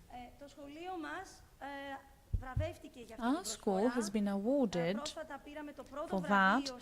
We recently received the first award in the first Peloponnesian contest. We wrote a script that then became a TV commercial about the fair and equitable access of people with disabilities to education, labor market and the society, and we're very proud about that. Now, our curriculum, we learn through the curriculum provided by the school, the official curriculum provided by the ministry, and we get to learn things about the world that surrounds us, about the problems, the solutions. Our pupils get to learn more about literature, languages, history, physics, chemistry, biology, mathematics, geography, geology, IT, arts, music, gymnastics, religious affairs, capacity building laboratories, English and German. And we also get to learn through our actions. And we have undertaken numerous actions and activities. We have our own cotton bags that we use in our daily lives. We take part in environmental programs that are organized by the Ministry of Education. We talk about the so-called KPE. We have collaborated with the Environmental Education Center KPE of Mousaki and Molau. We collaborate with our municipality. They offer us recycling bins and bags, which we use in all our activities, both inside and outside the school. We collaborate with people that share the same love and passion for nature. Here you can see from a tree planting activity that took place last December with Mr. Polef Morfidis. We collaborate with ecological associations, Elafonisos Eco, for example. I would like to say that according to the Law 4823 of 2021, Article 87 allows for all schools to be more independent and autonomous, meaning that they can collaborate with either public or private organizations in order to implement various projects. This made processes a little bit simpler. We are no longer obliged to follow the ministry-approved programs. We can also approve other projects, considering that those projects are in line with the conditions set forth by the ministry and, of course, when they fall within the official framework of education. It is in this framework that we collaborated with Elafonisos Eco and other organizations. We made small interventions in our spaces. We changed our school. You can see the before and after pictures. And that was a very simple action that allowed us to make it more beautiful. We planted plants from our gardens. We didn't have to buy them. We already had them. They are resilient in our ecosystem. We walk around in order to get to know our ecosystem better. We travel, we learn. Recently, we visited the Acropolis in Athens, the Evianidis Foundation, the planetarium in order to attend various programs, the Natural History Museum where we got to learn things about the world, climate change. We also visited a sandals workshop, and we share our ideas and actions. On such occasions are the one we attend today. Thank you so much for giving us this opportunity to be part of this broader effort. Mr. Kotroulis will continue and share in detail the project that he has implemented with the collaboration of other educators in our school. Thank you very much.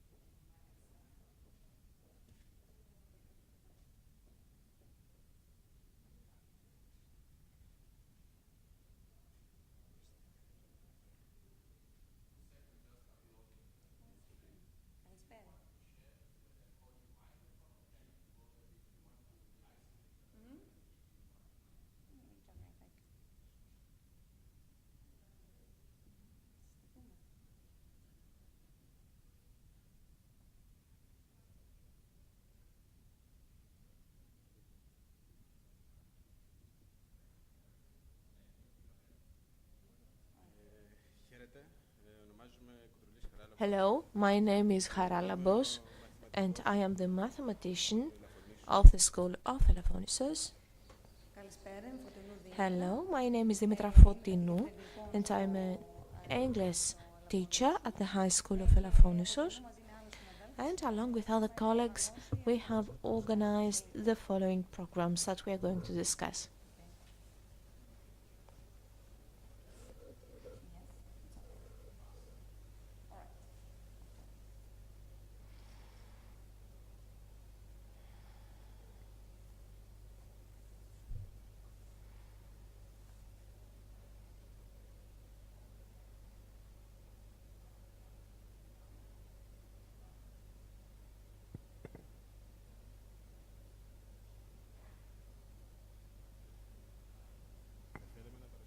We would like to share the pedagogic theory combined with ecology, and this is why the first slides discuss the social construction, which is a pedagogic proposal based on collaboration among people. It sees the social interactions as a mechanism for building up knowledge and strives to include people within a learning community where, along the collaboration with other people, with other members, manages to become member of the society as a whole. So, social construction is based on the theory of Vygotsky and then Brunner, who changed contemporary pedagogics. Both of them said that social interactions that take place activate collective and individual learning mechanisms and help people become carrier of the language themselves. Both of them have invested on social interactions and on collaborative learning. And of course, this is the first step in changing society, since the environmental education seems to train people for the challenges of tomorrow and to allow people to receive that education and training in order to allow them develop the skills needed to make a positive contribution to society. This is a lifelong learning process, which means that education will shape the citizens of the future, not only on a societal level but also on an environmental level, and will help them tackle the challenges of the future. So the goals of environmental education are the following: to allow people to understand of their biophysical environment. They should be aware of the environmental challenges and they should be ready to act responsibly in order to create a better environment for life, and to promote the change of attitudes and values. Moreover, it brings forward the personal responsibility, since each person is personally responsible for the preservation and improvement of the natural environment and the society. Moreover, each person should become familiar with the environment they find themselves, both the natural environment, the cultural and the historic, and to be able to appreciate the heritage that were bequeathed by their ancestors, and of course to try and move forward and disseminate the knowledge. So, environmental education in Greece is not something new. It was founded, it was institutionalized in 1990. Greek schools carry out environmental education programs with various topics in 1990, and every year with various means. According to the existing legislation, those who are responsible to disseminate environmental knowledge are the environmental educational centers, which are found usually in the biggest city of a prefecture. We have educators work there, and they have approved material in order to be used by schools and by anyone else. So we were inspired to start working on those issues, since our school is rather isolated, since one needs to take the ferry to go on the other side. It requires a boat. So we wanted to train our pupils to look outside on the other side. And environment, the natural environment, we believed that it was a good idea. So we started to work on collaboration, and we wanted to start and learn how we would be able to gain from the environment, to take benefit, but also to offer to the environment. So in collaboration with the municipality, with the parents, with the centers of environmental education, and with other schools, with global organizations, and with other bodies, we decided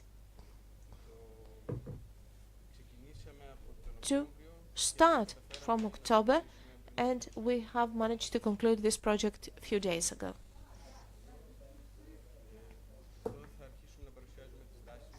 Here you can see our first actions. Of course, recycling is the beginning. We have been collaborating with the Center of Environmental Education of Molai.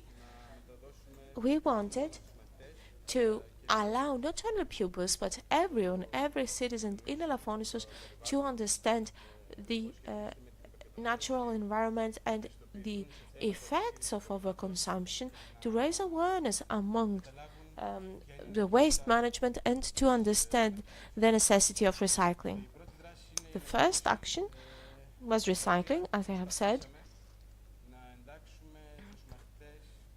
We tried to include pupils and the local society and to teach them what is recycling, why is recycling so important.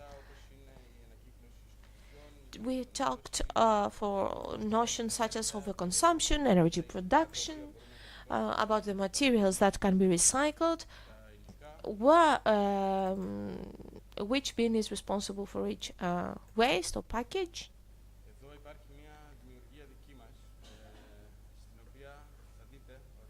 I'm gonna show you a short video, or rather I cannot. However, we have produced a short video, and you can see the activity on that image, where pupils have to link the waste to the relevant bin, that the plastic bottle goes to the blue bin, and the electric machine could go to the relevant also building, and batteries also to the relevant bin. And there is also a video which shows the same example.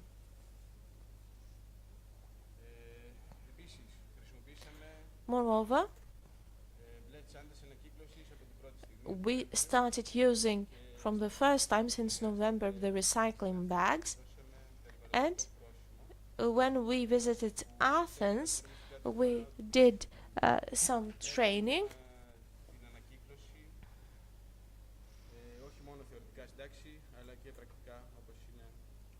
We did some visits with the pupils in order to show them more things. This is the slide which might seem irrelevant to recycling, however it is not. It is called Action Devkalion. It is related with the floods. Devkalion in the Greek mythology was that hero with a story similar to Noah's story. Devkalion had to enclose himself in a ship, to build a ship with his wife, and when they survived this flood, they took the order to throw stones, and from that stones people were born, and this is how they repopulated the earth. The second action allowed pupils to collaborate and to understand on how floods affect human lives. We discussed the human-made activities that cause problems and which are the effects for humans.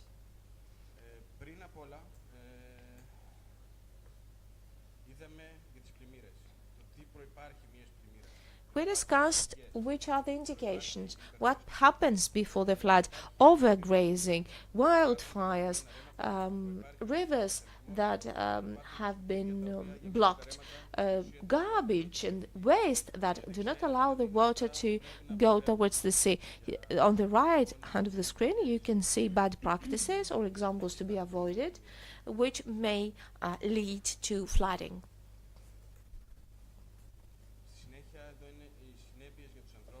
Here you can see the effects for human beings. You can see floods around the world, and the pictures speak for themselves.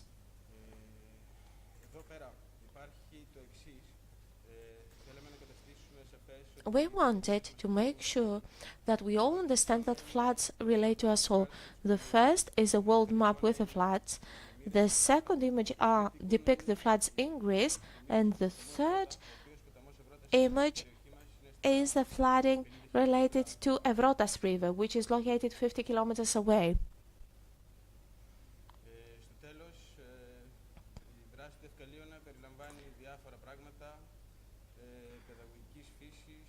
We have also organized other educational actions that would allow kids to develop critical skill, to raise awareness among their environmental issues, and we have organized an experiential actions that groups pupils in 4 groups: the municipal authorities, the breeders, the cattle stock breeders, and the members of the environmental association.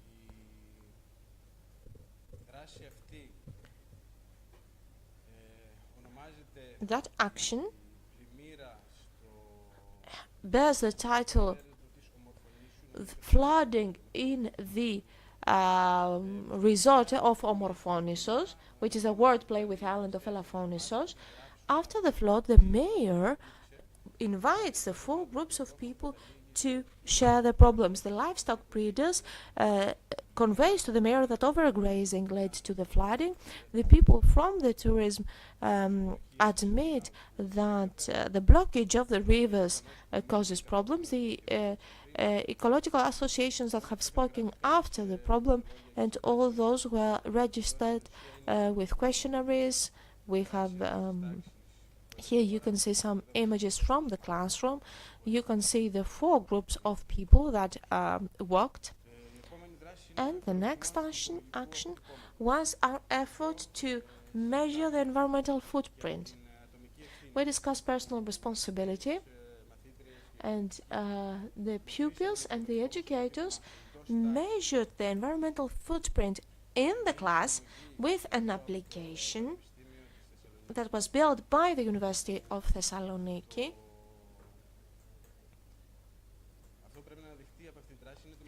And we should stress that our pupils brought about good results, and even better from the teachers sometimes.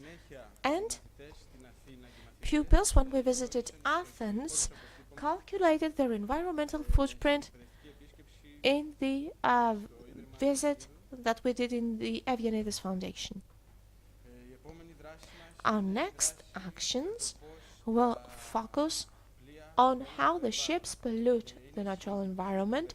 It is very important for this specific area because Vatica and Elafonisos is a marine breeding, so to say, area, and there is an international anchorage for ships in the sea in front of Elafonisos, and we know that a lot of pupils will end up as working on ships on the marine industry, and we know that ships produce pollution.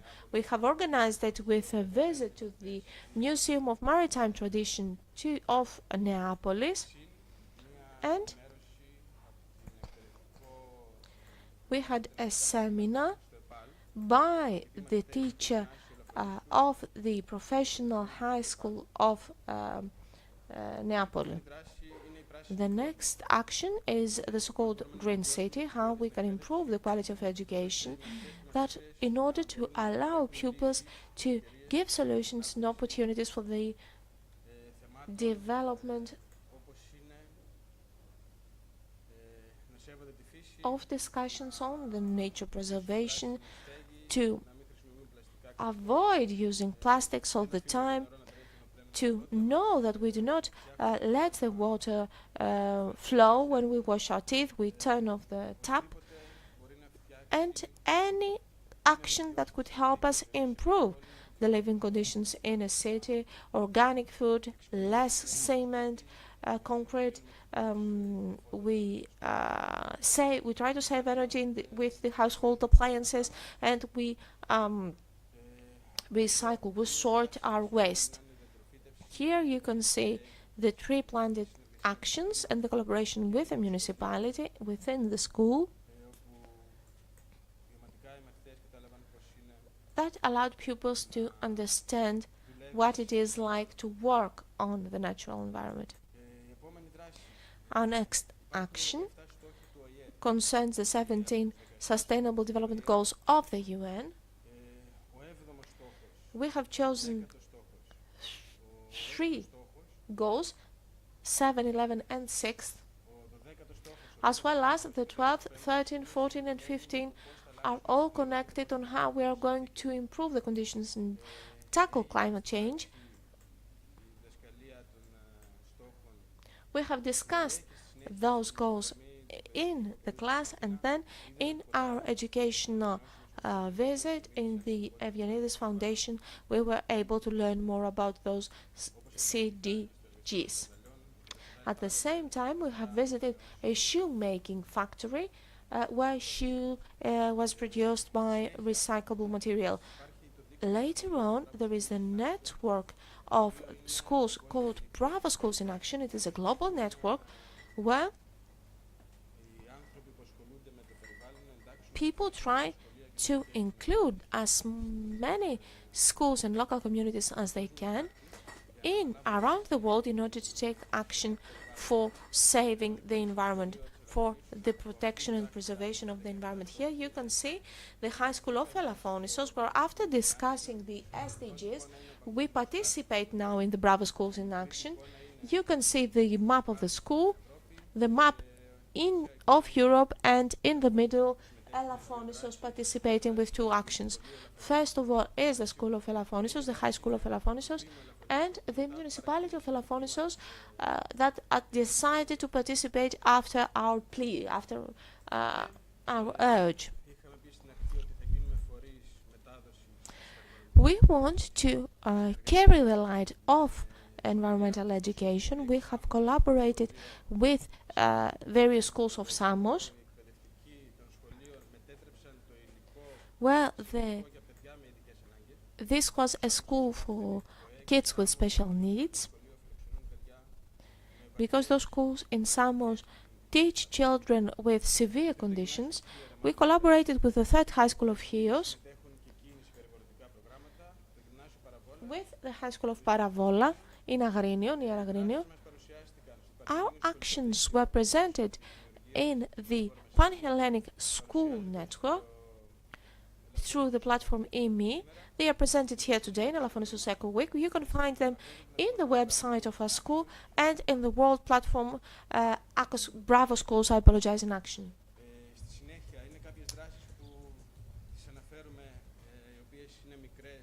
Later on, we have also organized some other actions. We have convinced the municipality to participate in the Bravo School in Actions. We have participated to the competition called Pandos Klimatos, talking about the climate.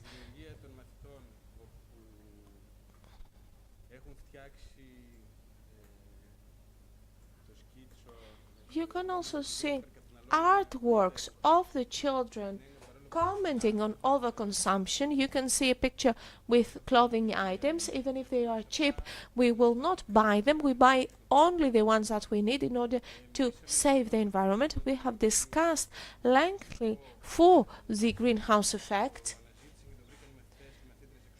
Kids did the research on that issue, and then in the 3-day visit to Athens, we have visited the Eugenidio Foundation, the Natural History Museum, and the shoemaking business. And last but not least, our proposals for the future. Those proposals are based on collaborative approach. We want to allow education to play its role, at least. We want to develop collaboration with other schools, with the municipality, in order to shape the citizens of the future that would respect the environment, respect human beings, and therefore maybe that world might be a bit better. Thank you very much. I hope we haven't bored you with lots of details.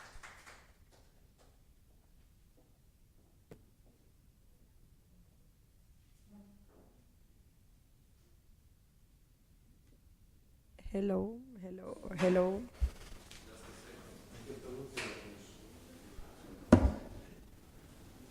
Which one? Hello, hello. Okay. Okay. Hello. Hello, hello. Can you hear me? Hello. Okay. Hello.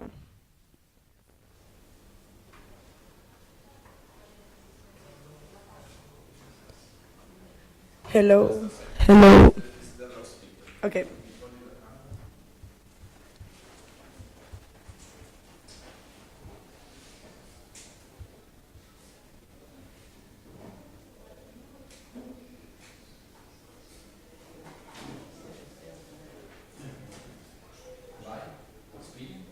Hello. Hello. Hello. Hello. Hello. Hello. No. Hello. Oh, good. Okay, great. Thank you very much to the Elafonisos High School for the presentation. I'm very happy because you're doing a very good job, and you are transferring all the knowledge and the love for nature, and that's a big responsibility because you have the challenge to make them appreciate everything you do, all your efforts, and they are the future of the island. So it's something that is a really important role in the society right now. So thank you very much for making the effort to come here as well and to share with us all your actions. Now we're gonna have a presentation on streaming with Dimitris Markatos. He will give us a bit explanation about the no fishing zone and a diving park. Can we have Markatos already on the call? Great, thank you. Dimitris here is Matteo, the technician. So just speak, we are checking. Speak, please. Yes, I can hear you. Okay, can you hear me? I can not see can you. You hear me? I can hear you. Okay, speak louder. I can't hear you very well. I will do my best. Okay. Can now, you? Yes, now I can listen to you. Okay, just Okay. a second. You have a presentation or just speaking? No, just speaking. Just speaking, okay. I'm switching to the main screen. In 5 seconds you can start. Thank you.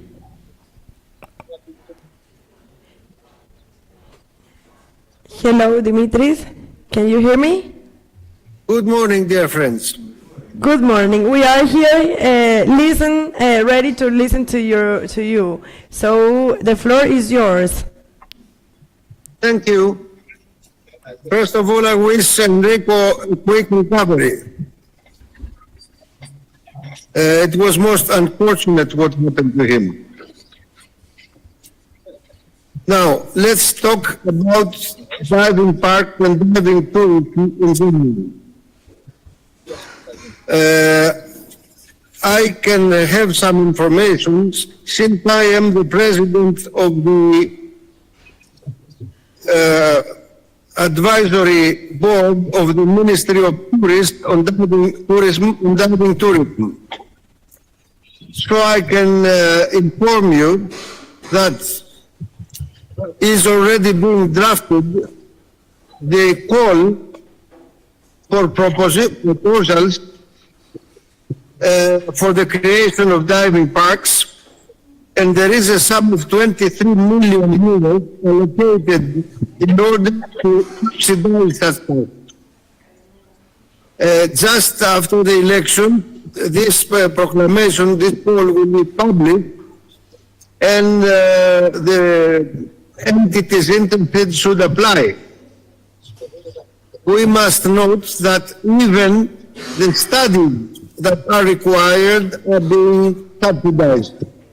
So this is a very attractive opportunity for Elafonisos to achieve the creation of its diving park, which has been so long planned and discussed about. A little summary about the diving park. The diving park is a small area and no fishing zone, which is marked by buoys and where only recreational diving is allowed. After 3-4 years, the fauna and flora has recovered and it is very attractive. So tickets of the tourists pay the guards, and this is a self-sustained system. Whereas it is a financial tool, it is mainly an environmental tool because it develops the area, it produces a lot of income for the area, but also permanently protects the environment. This is the idea of the diving park. However, the diving park is not of intense profitability.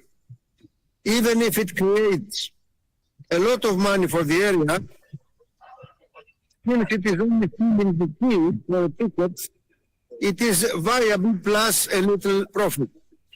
And after 2-3 years, this is the reason why it is ideal for municipalities, NGOs, or even better, unions of local entrepreneurs of tourism, hoteliers, for example, or restaurant owners who wish to see their way of tourism augmenting, and they could come together and create such a park.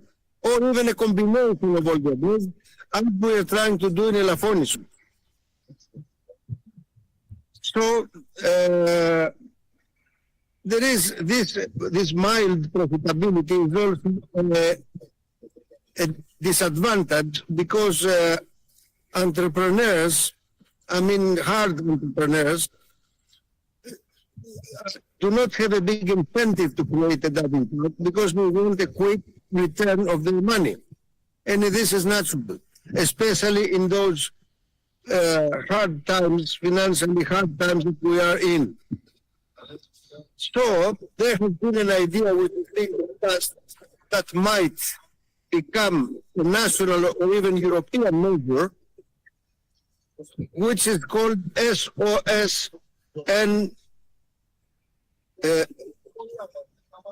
MPAs, which is socially sustainable marine protected areas. This idea is based on the principle that the polluter pays for the environment, which now has been broadened and is the user of this. So the idea is that either the state or some international organization like the European Union, for example, may oblige those who benefit from the sea, for example, ship owners, oil industries, seaside hotels, etc., not to pay as they should, but to be obliged to create or finance diving parks. This has many advantages because these entrepreneurs will not pay money, but invest money in something especially useful, environmentally useful, and after a while they will also have small profit.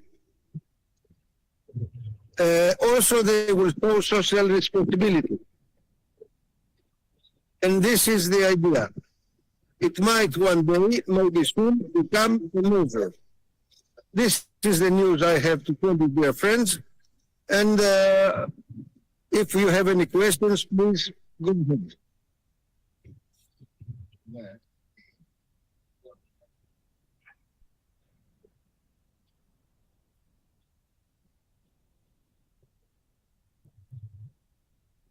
Okay, can you listen to me? Yes, I can listen to you. Have you finished this presentation? I have finished what I had to say. Okay, perfect. So just a second, then we switch to the next one. I will mute you and have a little break to the audience to set up the new presenter. Thank you.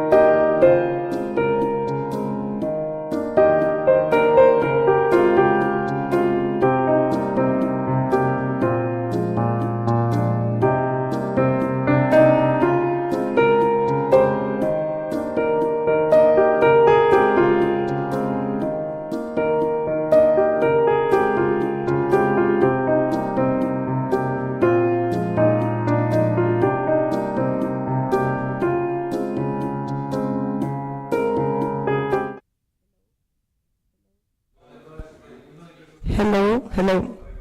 Okay, great. So now, Sorry? Hello? Okay, so now we're going to have a presentation about ecology and economy by Luc van der Velde, the Chief Executive Officer, former Chief Executive Officer, and Chairman of Marks and Spencer, Carrefour, and he's via streaming. So please, Luc. Hello, Luc, can you hear me? Yes.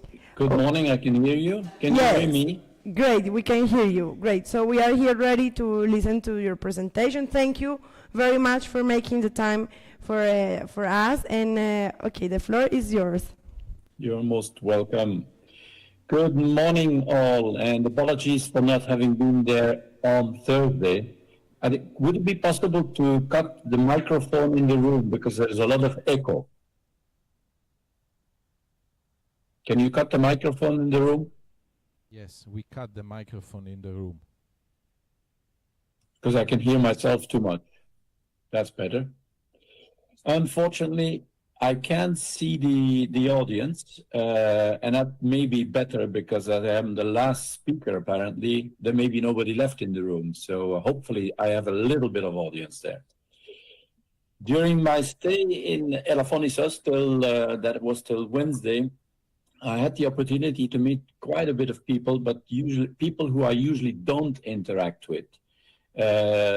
Scientists, environmental experts whom I spoke to seemed to be very skeptical about my conviction that business and ecology are perfectly compatible. Not only do I believe that the two are compatible, I think that they are actually essential partners.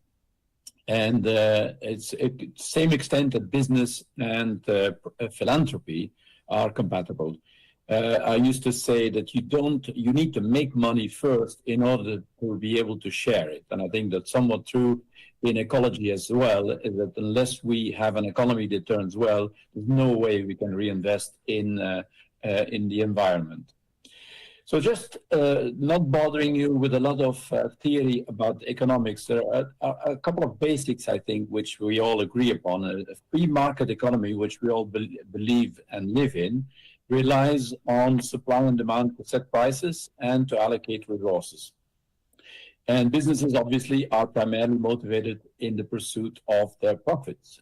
This can indeed lead to unsustainable practices, as companies probably sometimes prioritize short-term gains over long-term sustainability. To the same extent, I think that governments very often go for short-term political gains as opposed to long-term sustainability. However, I do believe that there are ways to align the goals of ecology and sustainability with those of free market economy. And for instance, consumers can and do today choose to support companies that prioritize sustainability and environmentally friendly practices. This creates market demand for sustainable products and services, and thereby incentivizing businesses to adopt more sustainable practices. In addition, as you know, governments can and do play a role in promoting sustainability through regulation and incentives. And for instance, governments can provide tax breaks or subsidies for companies that invest in renewable energy or adopt sustainable practices, or they can impose regulations on companies to limit their environmental impact.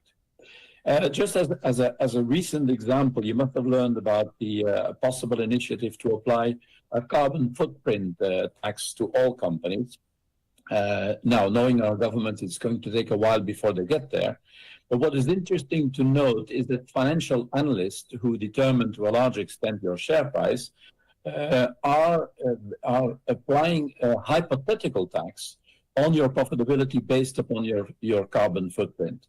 And interesting to see that some of the most profitable companies in the world, after applying this hypothetical tax, actually are losing money. This will have a serious impact on the valuation of your company if you do not pay attention to it. So overall, there may be some challenges in reconciling ecology and sustainability with a free market economy, but I'm convinced there are also opportunities for businesses for consumers, for governance, work together and create, therefore, a more sustainable and environmentally friendly economy. So I think it's probably best if I give you some life experiences that prove that not only we can create a more sustainable environment without penalizing profitability, but actually we can make more money or more profit by becoming environmentally friendly. And if you don't mind, I'll use a couple of examples from GDE Peet's. GDE Peet's is the world's leading coffee company, where I have the honor of serving as lead independent director on their board. 2 years ago, a bit more than 2 years ago, our ESG score was, to say the least, very problematic in a variety of fields, going from poor income of the coffee farmers, and there are millions of them in the world, to deforestation, to the use of plastic and water and energy consumption. A lot of problems to deal with. The incoming CEO and the majority shareholder were conscious of their responsibility, though, in terms of ESG, but were also conscious that you need to make money. So we decided that we needed a fact-based approach to ESG and not just talk about our intentions, but talk about what we actually do. And that's what I'm going to try to do today as well. Today, we've installed a system that measures every single thing we do in terms of social and environmental impact. Every plan, every product development, every operation is monitored on a real-time basis as to the impact that it has on our footprint, on our social environment, and what have you. In other words, ESG is not yet another activity we do or we have to do. It is totally integrated in everything we do. I'm just going to highlight a couple of things, but I need to show you a slide, and hopefully this works.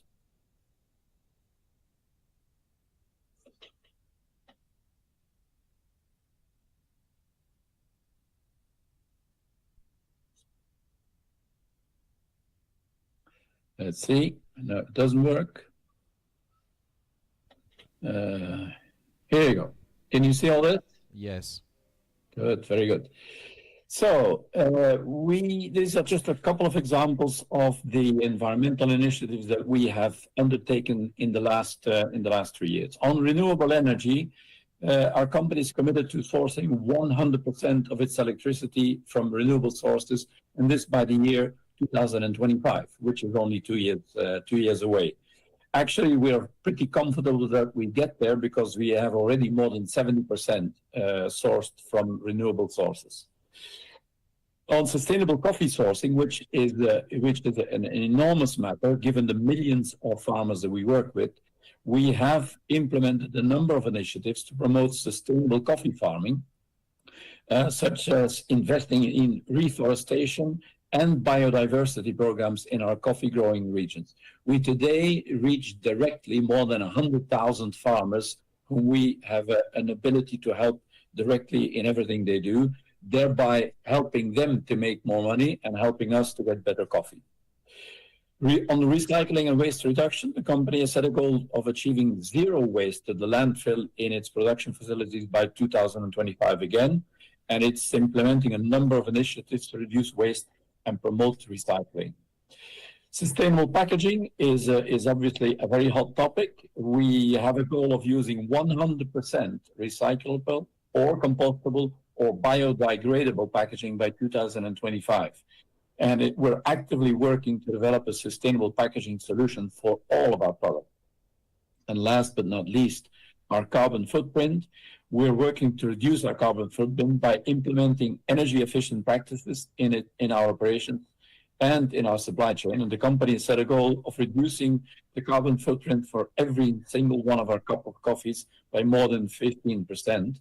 And it's implementing these initiatives to achieve a goal, such as using renewable energy and reducing transportation emissions. So you could ask yourself, all of this must have a cost. I'm back on the screen. Now I am. Am I back? You're not. Now you're back.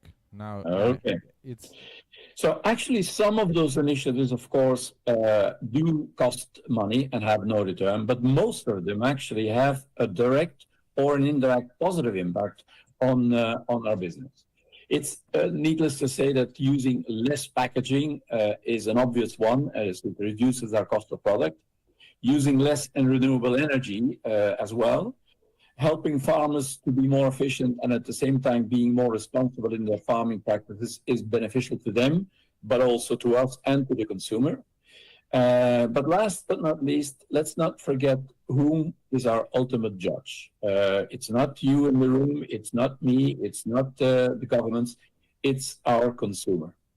And consumer consciousness of the environment and social issues has become a reality, and everything else being equal, will buy products that are socially responsible.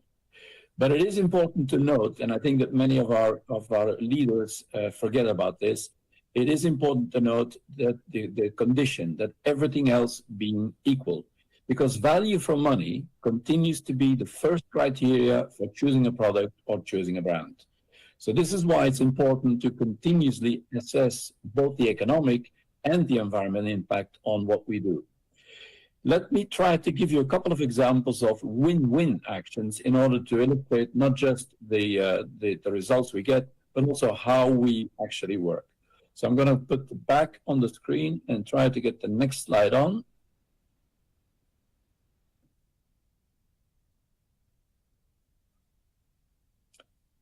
This is very painful.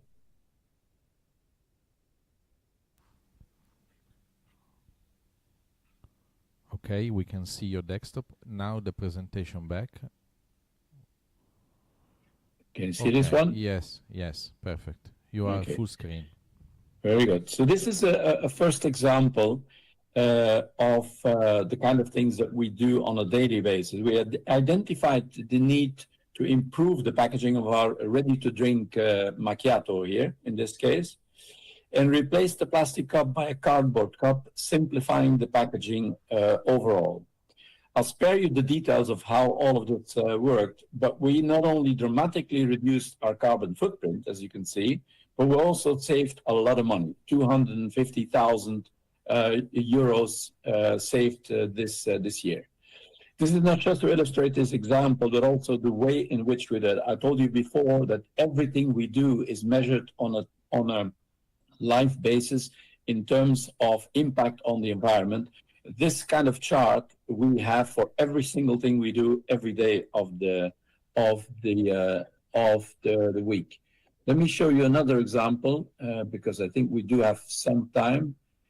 This is one that illustrates a social impact. In Asia, some governments were imposing sugar taxes, which I think they were absolutely right to do, not to penalize companies, but to avoid people to eat and drink too much sugar. And in this particular case, we took the opportunity to reduce the sugar content, and by doing so, also reduce the content of our packaging from the images you see on the left there to one you see on the right, and we're saving for almost 400,000 euros a year just for those products. And just look at the amount of CO2 emission that we saved by doing so. So these are just a couple of examples to illustrate that when you put your mind to it. Let me go back to the screen. We cannot. Am I back? We cannot see you. No, just listening. We cannot. Now we can see you. Okay. Here we go. So, as I said, we monitor every single one of the processes and truly believe that a data-driven approach to ESG is absolutely essential. There are, for the time being, very few companies in the world to do it. There are many who talk about it, but they have absolutely no evidence whatsoever of the results that they are achieving. So we monitor, but whereas we do, I'm afraid the same cannot actually be said about many of the governments in the world and many of the political forces. A lot of the legislation that is put in place today have exactly the opposite impact of the intended one. Politicians, as I said earlier, have have a relatively short-term horizon as they need to be re-elected. For those of you who were there the first day, you will have listened to His Highness the Prince of Monaco, who doesn't have that problem. So that's why he is a lot more active in those terms. They also tend to ignore some of the adverse impacts of certain decisions, and they are often inspired by lobbying of one or the other competitor who is defending his own interest. And let me give you a recent example, which could have been a disaster. The European Commission was about to abolish the use of aluminum capsules by 2025. That's 2 years from now. Just for all of you who drink Nespresso coffee or L'Or, in our case, just imagine what would happen. And they were assuming that compostable capsules were much better for the environment. Well, we did an in-depth study with the industry, and it turns out that recycling of aluminum capsules is actually causing a lot less harm to the environment than the so-called compostable capsules. So fortunately, in this particular case, we were able to demonstrate the true impact. We invited about 30 plus people of the commission to our recycling units and convinced them indeed that they were absolutely wrong. They changed the text, and fortunately, it was abolished. So let me just finish on a positive note. After having bashed the politicians of our world, we learned the other day that we already have missed the boat in terms of our temperature goals set in the I think it was the Paris Convention, and that we won't achieve it. I'm not a scientist, so I won't say that I'm absolutely sure, but I think that we can still achieve our goals if we truly act upon it and act upon it now. And I think that our company GDP is a very good example. From a way underperformer 2 years ago, we are now ahead of the game and are convinced that we will achieve our goals. If we can, and if that means every single other company can, and so that means that we all can achieve our goals. Thank you very much. Open for questions.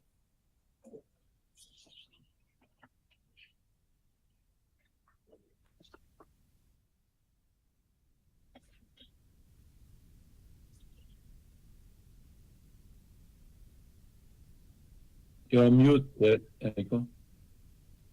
Luke, can you hear me? Use this one.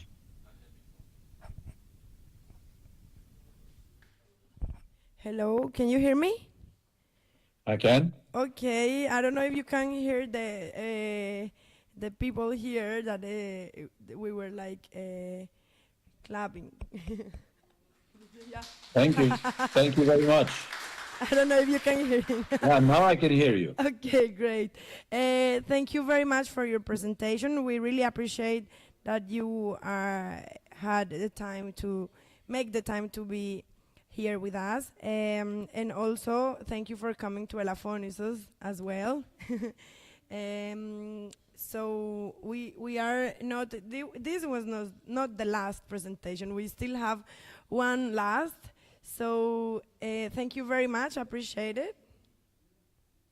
Excellent. Thank you. Thank you. So now we're Enrico, gonna it's on you. we're gonna have now Stavros Dendrinos and Ruli. They will give us. They will explain a bit more about the questionnaire for the master plan in Elafonisos. So please. Thank you.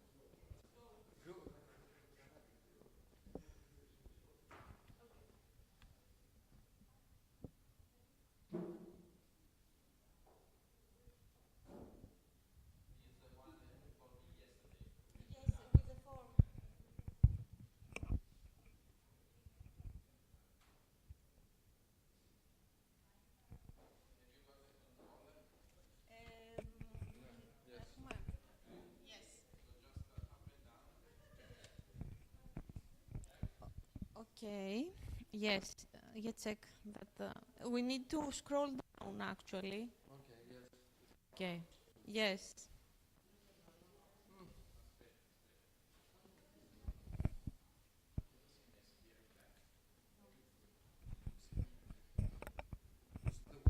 Prova. No.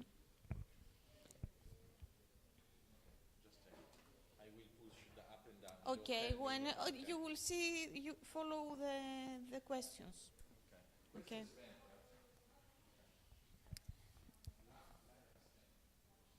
Okay. Από αυτό. Okay. Hello, thank you that you are here. As Stavros said yesterday at his presentation, last year we did a draft master plan for the island of Elafonisos. So this year we decided to make a questionnaire in order to realize and to see how participants perceive those proposals.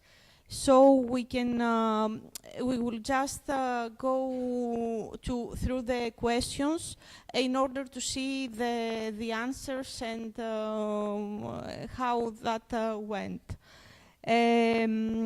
So for our first question, that it was about the goals that the United Nations set for sustainable development. I cannot see the results. Yes. Can you bring?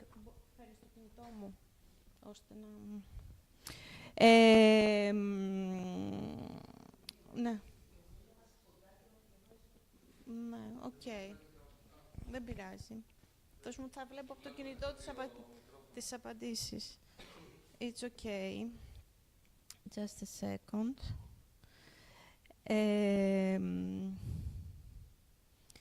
So, I'm sorry. So for this, we had a 43. They answer about 81 people. So 55% said the clean water sanitation.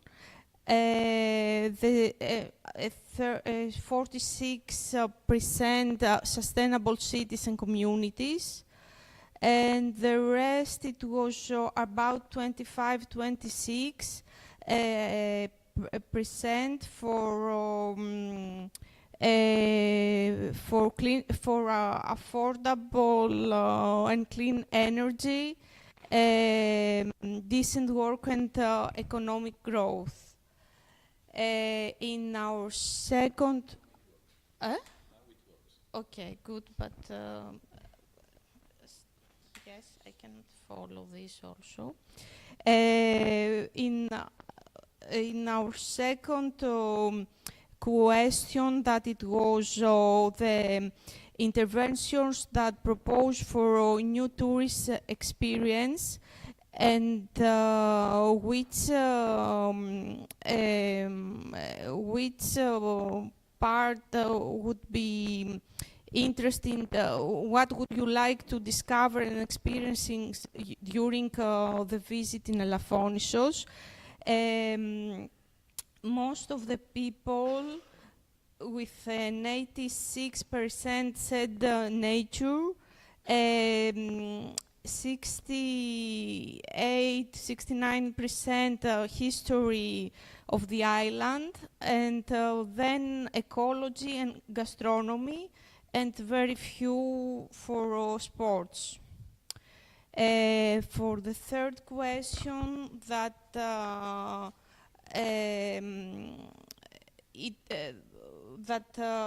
it is It is considered important to promote, inform the multi-layer physiognomy of the island and the region around through information points with digital and printed material. What it could be the best way to be informed. Most of the people said with a mixed way, both digital and printed method. The rest, no, I think most of the people said with a digital method, with 51%, 45% with mixed, and the rest it was through films with a social way, like restaurants, and somebody said with all the above.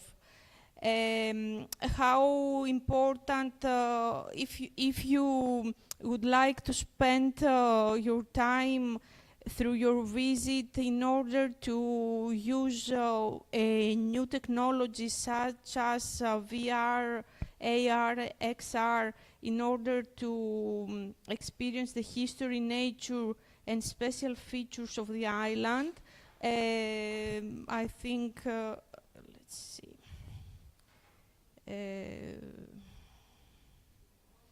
Most of the people said yes, with 78%, and at 18% they say maybe.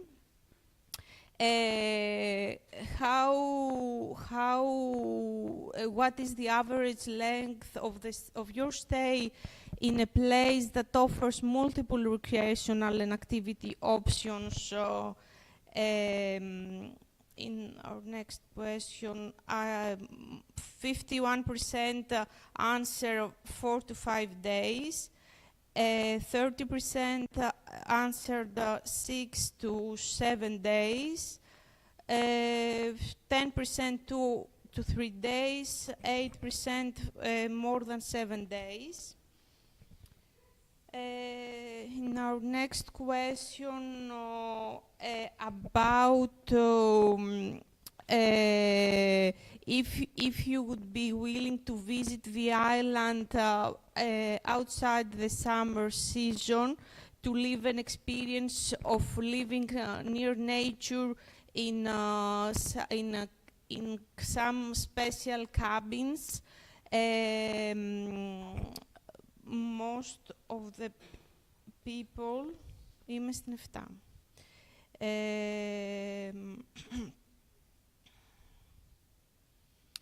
Most of the people said yes, with 71%, and maybe with 26%. At this, in our next question 8, that this at this time the settlement of the island has a lot of restaurants, cafes, but the lack of infrastructure that will be hosting a wide range of activities and events.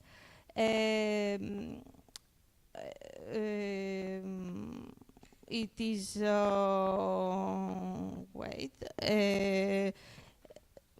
it is, there is a lack of those infrastructures. So what would you like, which need is considered more important to be addressed as a priority?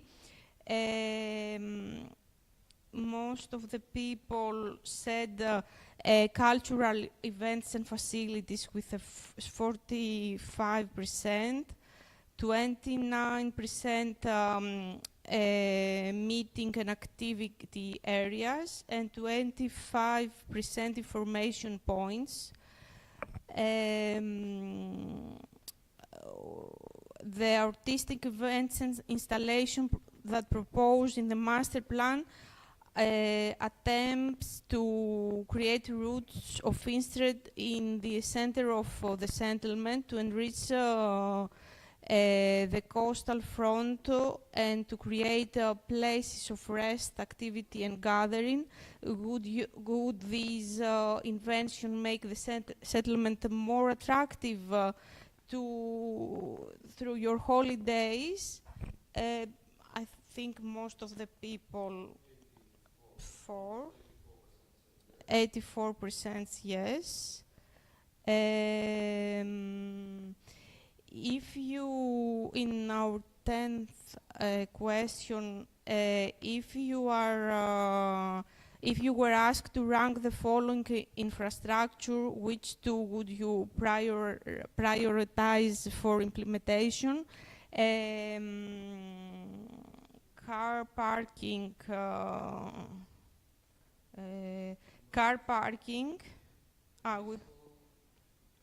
I think municipal transport is the most famous.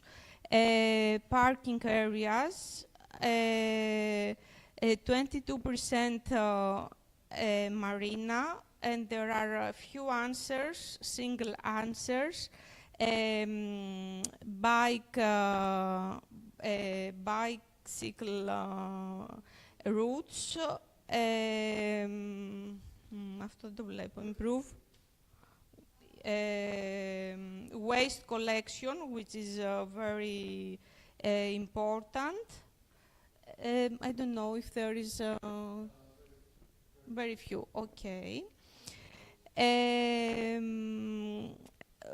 The lack of frequent conception of popular points of the island with public transport and the difficulty of using alternative mode of transport such as bicycle require the use of the car. Which transport mode would you choose to replace the car to move around the island?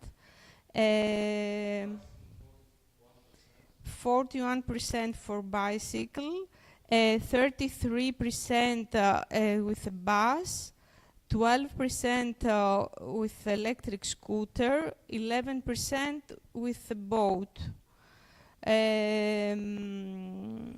Which of the following events would you find interesting to participate during your stay on the island? With 76% cultural and artistic workshops,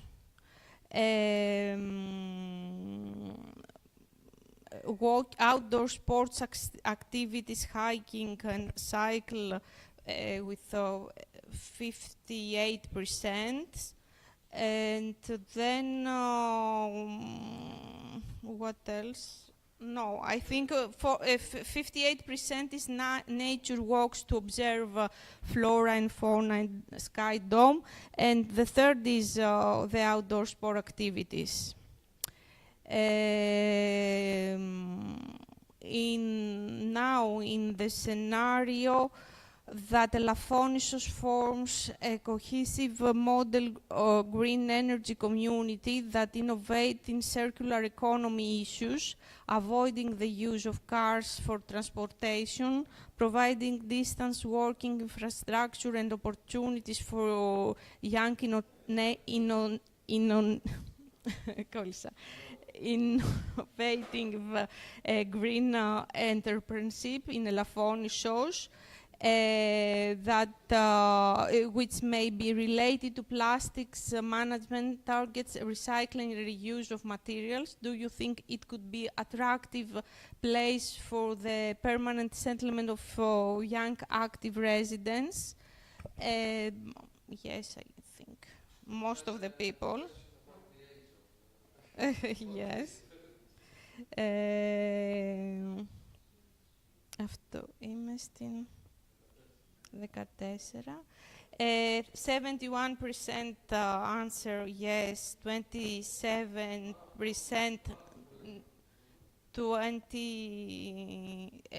27% maybe, and a very few no. Yes, we are about to finish. The master plan can be used by the competent authorities in an advisory capacity in order to identify innovative pillars and green strategies, sustainable and viable development of Elafonisos in cooperation with educational and research institutions, and to seek funding agencies according to the specificities and characteristics of the place. Through this cooperation, priorities could be set, and a series of proposals for funding from European research programs could be gradually submitted under the following thematic modules. Which three of the following topics would you think should be given priority?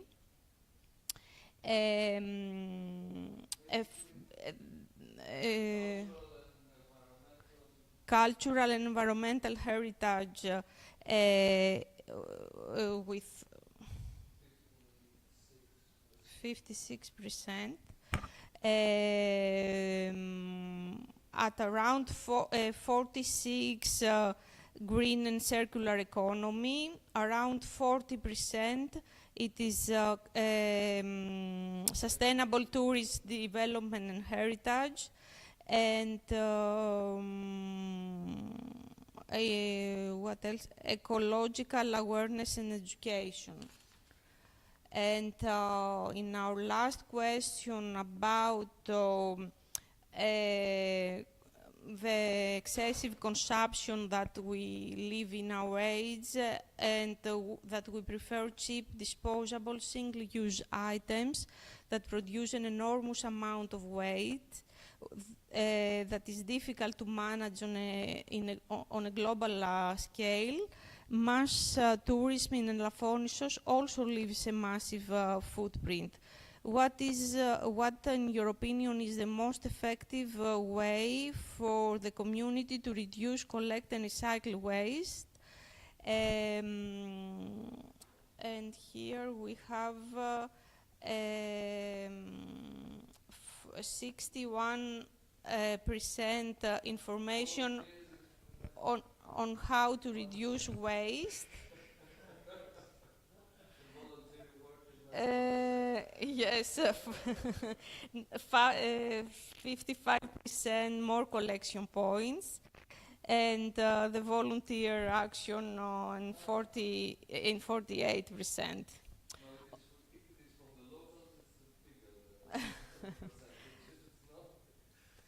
So these were the answers. We will leave this questionnaire open. Collect in order the Elafonisos Eco collect the answers for the future. I don't know. Have you got something?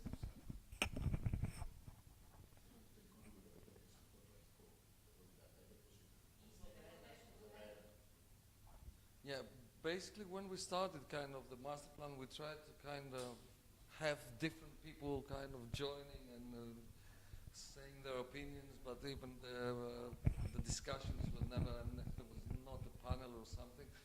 So we thought that probably this year we'll use that questionnaire that is supposed to be used by also some of the locals, because probably they are the ones who should have been more interested in it. But, and as I received some of the comments, for some of the questions, okay, it's obvious that the answer is yes. Why not? Why not have a green community? Why not have whatever, I don't know, sustainable? Yes, it's yes. But that yes, it's really difficult. It's just a question. It's so difficult. Yeah, we will all answer yes, and it's obvious. And it's obvious that we will answer yes. But again, it's an engagement. Even if you answer a question, it means an engagement. Yes, I answered once that is, yes, I would like to be part of it. Probably most people answered the same thing. What have I done? So that was because even Kostas mentioned that. For many questions, I mean, it's obvious that most people will say yes, yes, but that means lots of other things, that we should go further and try and see things in a different way. And I think that even from the other questions, that you could choose 3 or 4 options, I think it's it's good to have that result, to find out, for example, that bicycle is a way that they would prefer, or that if we had a bus, if there was a bus, it would be a good idea, especially if it was an electrical one, and things like that. So, yes, I think we should leave it open, and so that we could gather more results. 81 people are not that bad for that period, but I think we should leave it open. I think then we could have some outcomes out of it. Basically, it's based on, and we could try to have some locals kind of answer it as well, if we could, would be important as well. Thank you very much.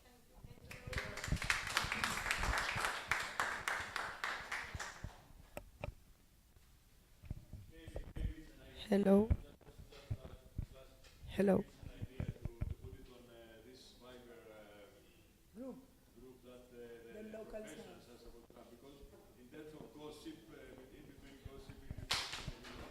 Hello. You can ask the mayor. She has the group.